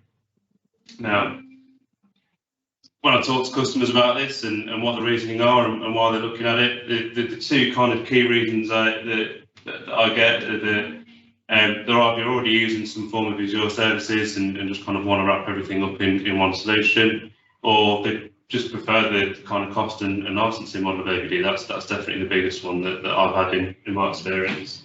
What would you say the ratio is of projects that you're doing compared to like other vendors? Good question. I'd say a good half are AVD, and then the other half is other vendors. But for new projects, probably more than that. But we do have some people that have been using another solution for maybe 5 or so years and just need to refresh their endpoint, so they're not really doing anything else there. It's literally just turning over new endpoints. So, but yeah, it's a big chunk. Now, of those people that are doing those PHCs, majority of the ones that I've seen have kind of continued with it and have either moved away from another solution or just kind of moved it directly into DAS via AVD. There's been a few people that seem to have had quite a long, drawn-out timeline for testing and a few issues along the way, but generally are quite happy to put that work in so they can get the benefits further down the line once they got everything in place. Now, one of the biggest mistakes that we've seen people make is not putting enough emphasis early on in their proof of concept into decent endpoint testing. So, based on that, I'm just going to go through, I suppose, a few kind of key considerations that I think need to be made when you're looking at endpoints. Like I say, people just don't look into it enough. Think that it's quite a simple thing of, if I do all the right work getting AVD set up, then I can just whack any endpoint on the desk and it will just work. And that's just not the case. Particularly, I've had a few customers over the last few years that have been using our endpoints for example, VMware and Citrix, where they've then switched over to using AVD and suddenly stuff doesn't work and they don't understand why. Because they just think, it's just going to work straight away. But yeah, not always the case. So got a list here of clients that are available for AVD. For me, as a thin client vendor, we focus on Windows and Linux, so that's what I'm going to kind of focus on throughout this presentation. But with any of these clients, it's important to look at what is supported and ultimately what you need to be able to support within for your users, and whether it's supported within those clients that you're looking to use. There's some key differences between Linux and Windows for AVD. You can see a few here. I don't know if that's kind of clear enough for you to be able to read, but effectively it's showing that Windows is by far got more support than the Linux SDK currently. Now there's new features due to be released soon, so we're soon going to have support for the Teams optimization for AVD within Linux. If anyone wants to test that, we'll have a kind of a beta client available fairly soon, so we can kind of get that out and get some real world feedback. More important, I think, is the kind of the options for kind of client redirections. It's quite clear here, there's quite a lot of Linux on the Linux side, so anyone that's assuming that they'll just be able to get a Linux endpoint and everything magically work, it's just not currently the case. Obviously there's a few things that come in soon, particularly cameras and printers, but yeah, it's just an important kind of consideration that for a lot of users, perhaps what's supported within that Linux client is more than enough, but you just kind of need to make sure you're going through and checking everything. So moving on from software onto hardware, I think another thing that is an assumption that can be made is that endpoints are a one size fits all, and again they're not really. So the best way to look at it is whether you use a task knowledge and power users, and what sort of power they need in the device that they've got. So, for example, if you've got your power users that perhaps using 3D CAD applications, that sort of thing, is there enough processing power on the endpoint? You're not going to need as much as if you were running it locally, but you're still going to need more processing power, so you can't just whack a cheap entry-level unit on the desk and assume that's going to work. Same sort of thing on Teams optimization. Is the endpoint going to be able to handle that offloading onto the device?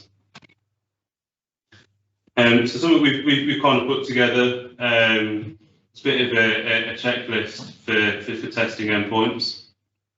So some of these are fairly simple, but you'd be surprised how many people don't even think about it and just kind of assume things are going to work. Things like the setup and deployment, how easy is it for you as an IT manager to be able to set up your devices and deploy them? Can you do anything through a management tool to kind of create templates, or go through each device individually and set that up? And you've got all your application testing. Does Teams work? Are you able to watch YouTube videos? Some people will say to me they've got a unit that they assumed would work with YouTube, because when they did the testing, they opened YouTube on the browser but didn't click on any videos to watch them, and just thought, I can open YouTube, so that's fine. And then once they then gave the unit to a user and they couldn't watch any YouTube videos, were confused as to why it didn't work. Peripheral devices is always an important one. If you've got smart card readers or certain headsets, webcams, do they all work? And the user workflow as well. Is it for your end user? Is it simple for them to use this device, or is it overcomplicated and going to confuse them? Do you want something that's very simple, kiosk mode, where they boot the device up, they can log straight in, takes them straight through to that virtual desktop, or are you happy for them to have to boot the device up, go into a local Windows desktop, say, open the AVD client, but also perhaps open Teams locally and not be able to use them together and interact? So that's definitely something important in terms of how that user can use it day to day. And then the last one that I always encourage people to do is do some real world testing. So once you've gone through and ticked off everything that works, just give a unit to one of your users and see how they get on with it. I always say don't just give it to anyone, give it to the most miserable, complaining person in the office that you can guarantee within 2 days is going to come back to you with a list of feedback and things that they need to get working. Ultimately, when you roll it out, you want them to be happy. That's a general kind of bit over endpoint selection. So I'm just going to talk a little bit now about why thin and zero clients are a good fit for AVD. I've got a bit of a table here that just goes for a few bits. So security is obviously an important aspect, and if you're using something like a PC and laptop with a lot of locally stored data, how secure is that going to be compared to a lockdown thin client where the user can't do anything locally on the device other than just connecting to client for AVD, for example. Management, how easy are they to manage if you've got remote workers who are perhaps 100 miles from their nearest member of the support team? Can you support them remotely, or are you going to have to get them to send the unit back, send a new one out, and risk that downtime? And that's where thin clients come into it. Total cost of ownership as well is a big one. So typically, thin and zero clients, because they've got no moving parts, will generally last a lot longer than say PC, and definitely with laptops, with how easy it is for people to break a laptop. I think my last one lasted about 2 years before I dropped it downstairs or something. So it's generally will last a lot longer, so you have to refresh them less often. But also in terms of energy saving, they consume a lot less energy, which helps bring that cost down as well. So on that, I thought I'd talk a little bit about energy saving on its own, because that is very important for a lot of people at the moment, particularly with companies being put under a lot of pressure to reduce their carbon footprint, and to trying to get towards kind of net zero as a country. And as I'm sure everyone's noticed, electricity is becoming a lot more expensive. My household bill's definitely gone up, and it's the same with businesses. Between this example here, between February 21 and February 22, a small business based in London, their electricity bill rose from just over £4,500 to 11,500, so jumped about 145%, which is massive. So where do thin clients come into that? Well, we've got an energy saving calculator. Again, this might be quite difficult to read on the screen if you can see that, but effectively this is a real world example of a healthcare customer that we worked with recently.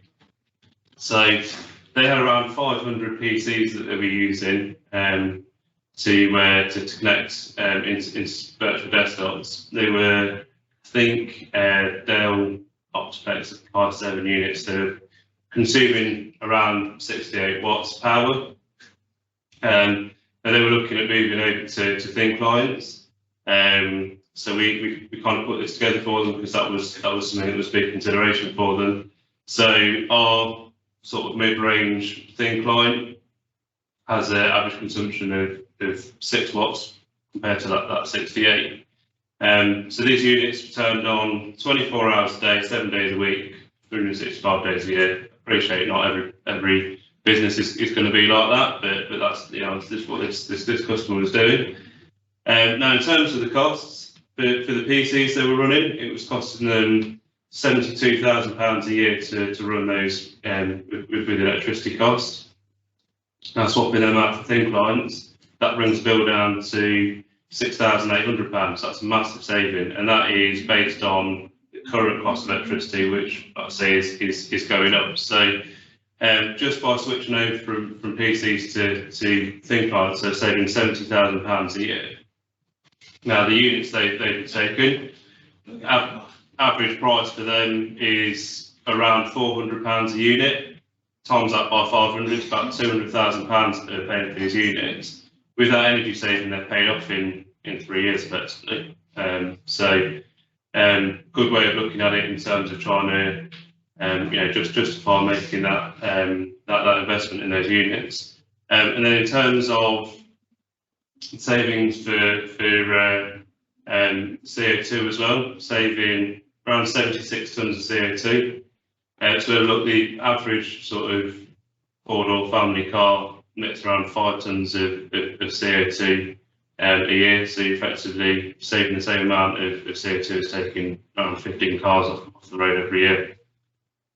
So it's it's a big difference.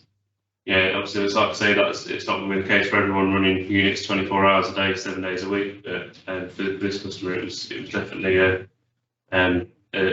big difference for them. So yeah, I've gone through thin clients in general. So yeah, just go through a bit of Tenzig now. We'll be a salesman, but need to talk about Tenzig for a little I've got bit. a question for you. Yeah, So obviously, everybody's banging the sustainability drum at the moment. yeah, Obviously, plural. What I found is that, well, some people talk about reusing older devices. Mhm. Is that something that you guys offer as well from an operating system perspective? Yeah. I might jump the gun. And the second thing is, large organisations in the United Kingdom, let's not talk about Europe, you have to report on, you know, your carbon footprint from a purchasing perspective, but not in continual use. So, in your opinion, would it make more sense to buy low energy devices brand new and replace old tech and recycle it, or would it be better to use older technology and put software on it? yeah. New energy efficient. So I have the mind as well. I just wanted to do a check. yeah, oh, I'm glad you said that. But yeah, no, we do have the option for both. So you know, we have a lot of customers that you know, perhaps have a minimum amount of time that they need hardware to be in before they can replace it. So they can, as they're replacing the hardware that is getting older, they can do that, and the existing hardware they've got, Tenzig OS onto those. So that they I calculate 55 watts over 8 years, you know, is a humongous carbon footprint. So if you continue the life for 10, 12 years, the carbon footprint is going to be massive, right? Whereas if you replace the 5 watt, I know you're going to go for the manufacturing process, but the total metric tons of emissions on a new device by changing is lower. That's from but the thing is, the government only make you report on the purchase, not the continued use. So there's actually a flaw in the government system calculating green sustainability versus that. And what some vendors do is they try and organisations do is they try and bypass and play the game, as we call it, by following the process and getting around it rather than actually looking at the real threat to the sustainability system. Yeah, that's why I was asking, because I think that's quite a big issue. I mean, it was massive amounts of money in metric tons, and the only way to get that old device down, reduce the metric ton down, would be by changing the hard drive, locking down the power consumption of the device, taking down the brightness of the screen, and that's excessive, right? Yeah, definitely. So it's definitely worth doing that in terms of replacing if you can, and there's definitely ways you can justify that, and we've had a lot of customers that have done that have been told they need to cut costs and reduce the carbon footprint, and that's one way of doing it. So yeah, so bit on Tenzig then. So who are we? We're a solely focused thin and zero client vendor. We've got our corporate headquarters in Phoenix, but we've got a EMEA head office in the UK, 2 hours down the road in Leicester. So in our UK office, we've got a full sales team, we've got a full support team as well, and we build and ship all of our devices from our UK office as well. So all of our orders are kind of built to order as well. One of our biggest advantages as well is that our CTO is based in the UK. So a lot of our development team are out in the US, but our CTO is UK based.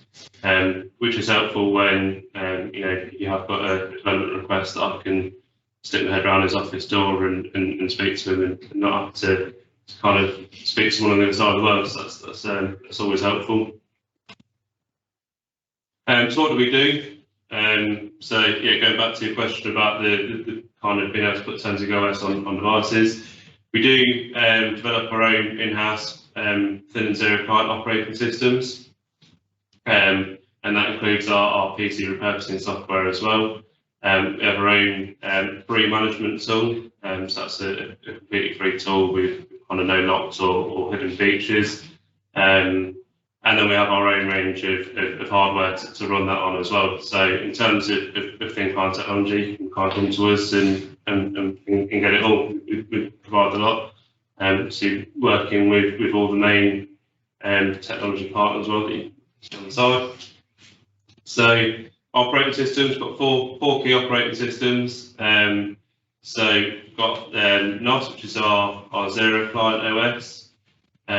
So in case of AVD, it's not same, it's our Microsoft OS, and it's based on Linux but locked down. So from an end user point of view, So before with that kind of user workflow, you could boot it up, take some straight through to that kiosk mode, and then log straight in. We've got PeakOS, which is our Linux thin client operating system. So if you need support for multiple connection brokers or go to run a local browser, that sort of thing, then that's the good option to go for. And then RepairOS, which is our repurposing tool for old PCs or laptops, thin clients. As it says on the tip. Yeah. And then we do have a Windows 10 IT operating system as well. So for those use cases where Windows is needed for certain. That's security. Hmm? Yeah, for security Windows 10. How many times do you see that come up in sales? T10 requirement? So for us, Windows 10 is generally for, in the past it's been people using RDP, or now people with requirements with AVD that perhaps need Teams or kind of different redirections that just aren't available in Linux. So as that Linux operating system does become more sophisticated, and so we've got things like the Teams optimization coming out soon, I imagine the sales of the Windows will kind of slow down. I'd say probably Windows 10 probably makes up maybe 20-30% of what we do. So it's not critical. Yeah. So I'd say it's just about that. What you need supported, and if it's not supported in the Linux SDK, then that's where Windows comes into it. Sure. Then our hardware range. So kind of going back to that checklist that I was talking about earlier, and going through and making sure that everything works. It's our job really to be able to talk to you and understand exactly what you need to get out of the device to then be able to offer the right unit, so that when you do then come to go through that checklist, that you'd be pretty confident that everything's going to work. You need to work because you've been given the right hardware. We're not just going to flung advice at you and hope for the best. It's a waste of your time, waste of our time. It's just doesn't work. So that's why we can kind of make considerations on the OS types, and this hardware here, they come run our Zero client NOS operating system, PeakOS and Windows as well. So sort of splitting up into that task, knowledge and power user, so 4600Q series. It's going to be good for people that are using the basic office applications and perhaps doing Teams calls, but audio only, not video, or kind of text-based chat, that sort of thing. 6000Q series, which is probably our most popular device with the rise in Teams over the last few years. We'll be able to support people wanting to do video calling and perhaps consuming YouTube videos, doing training videos, that sort of thing. And our top end of our device, the 6100 series, is for aimed at people, 3D CAD work, that sort of thing. Yeah. Just on that, I wasn't actually aware until you mentioned it about the camera redirection for. So Linux can't redirect cameras into AVD. Not currently, but it's coming soon for us. Yeah. Yeah. So do you see a lot more Windows sales in the higher end since working from home than the need of a camera? Effectively, when it comes to qualifying AVD, the first question I ask if someone's using AVD is, are you using Teams and do you need to video call? If they say yes, then currently it would be the 6000Q series with Windows 10. And so soon it will be able to offer that unit with the Linux OS and be able to support that. But yeah, currently it's Basically, still developing AVD redirect for Linux from your side. Yeah, I think we're waiting on stuff on the SDK from Microsoft. Not released yet, I thought they had. Or did they get was it staged? No, it's actually released there. But not to do with that. Do you see many of the task work PCs anymore? 'Cause I suppose everyone needs a webcam now, at least since. Yeah, we have a few. We not as much as it used to be. So when I was, I know 3 years is not long, but with the pandemic in the middle 3 years ago, things were a lot different, and we probably sold the vast majority of just entry-level units because not many people. I wasn't using Teams 3 or 4 years ago. It wasn't. I've seen them in. Do you know when you hire a car? You've seen that. So if you hire a car abroad and stuff, I've seen what they're using a thin client just to bring up the signature. Then obviously do the signature Yeah. There's all sorts of use cases for it. Yeah, definitely. Yeah, for that entry level unit, you know, people who literally just go into work and do data processing and send emails and fill out spreadsheets and don't need to be doing video calls or anything like that. Yeah. I used to see people actually running agencies fixed to get past it. Agencies still teams something like so. Yeah, so that can be done, and we've got a few people doing that. I'd say it goes back to what trade-off you want to make in terms of, you know, for the end user, if you're running Teams locally on the device and then you're also running that AVD session and the two then don't interact with each other very well in it. So if you're happy with that as a trade-off, then which a lot of customers are, then that's fine. So it's still down to individual preference, yeah. So yeah, effectively that's it. So it's just important to kind of make sure you're considering those different aspects that perhaps people just didn't think about before and just assume you could get an entry level Linux unit and just do anything and everything, but it's not always the case. Any plans for a laptop form factor like Azure have? So laptop, yes, but it's fairly limited in numbers at the moment. What we have a lot of customers do, and I just worked with the hospital to do, is to basically put 10 zigs with OS onto laptops so that they can use them as a thin client. But yeah, using their hardware and our OS on top of it. So yeah, there is plans for laptop. So again, if anyone wants to test that, then let me know. Do you think you'll continue to develop, produce hardware? Yeah.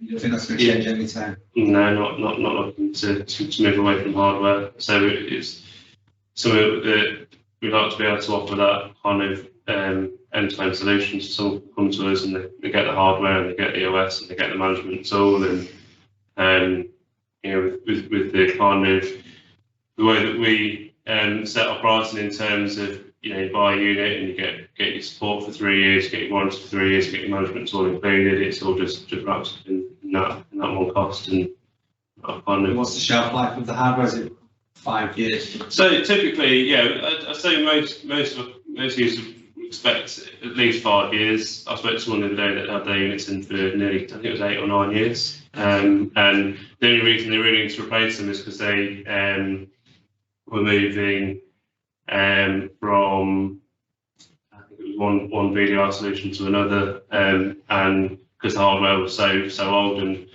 they were unable to support the latest OS on them, they just weren't supported on the technology side. The actual hardware was rock solid. So yeah, it's particularly popular on places like factory floors and warehouses. People say, you know, PC will last maybe sometimes 6 months because they get filled with dust and all sorts. So that's a benefit there. So yeah, to conclude, there's definitely value in making sure you do the right testing for AVD endpoints and make sure you know what unit's the right fit. And Thin Zero clients definitely offer advantages over traditional PC and laptop in this situation. Via Tenzi devices and software, we've built them from the ground up to support AVD. To work really well together. And if anyone wants to kind of test it to yourself, you have free trials available. Yeah. Just Rachel there in the same chat, she mentions call centre apps. And she says hardware option offers a jiffy bag support. You can swap units in from a spare and cupboard and post back to base. Install software OS on a third-party device and make support much harder. Okay, so you're saying putting the OS on a third-party device makes it harder for them to support? I think he was in response to what Ryan said, so she's saying okay. that having a spare thing like on the same OS gives you that quick turn, yeah. repurposing of your laptop. Yeah, definitely. That's fine, yeah. Yeah, no, so yeah, that's important. Selling agile then. Yeah, so yeah, that is important thing, that kind of being able to swap out units easily. A lot of people do when they'll just have a stock of spare units just out in the cupboard and they can swap them out easily, and then arrange a kind of a warranty claim on those and get them sent back and swapped out in our office. So yeah, that's everything. We have got a bit of a prize draw, so I've got a Lego Adidas Superstar shoe. So just got a QR code. I'm assuming people who come in watch you'll be able to see the QR code. Yeah. So it just brings a survey. I think it's got like 2 or 3 questions and it's quite simple. Fill that out, and then so do you want to do the draw later on, Neil, or give a bit of time for people to, or we can do it, you know, kind of draw it afterwards and Draw it afterwards and then maybe ship it on to them. yeah, do it like that. Yeah, that's fine. No, mate, come down. They can come down there together. Yeah. So yeah, that's fine. We can ship it out. So. Unless someone in this room, isn't it? Yeah. So I'll leave that up for a little bit, just so people have got opportunity to go in. Any questions at all? How's the device management work? So if I've got a device in my office, Yeah. I want to configure that when it's not like a LAN. Yes, yes, we've got remote management. I'll just.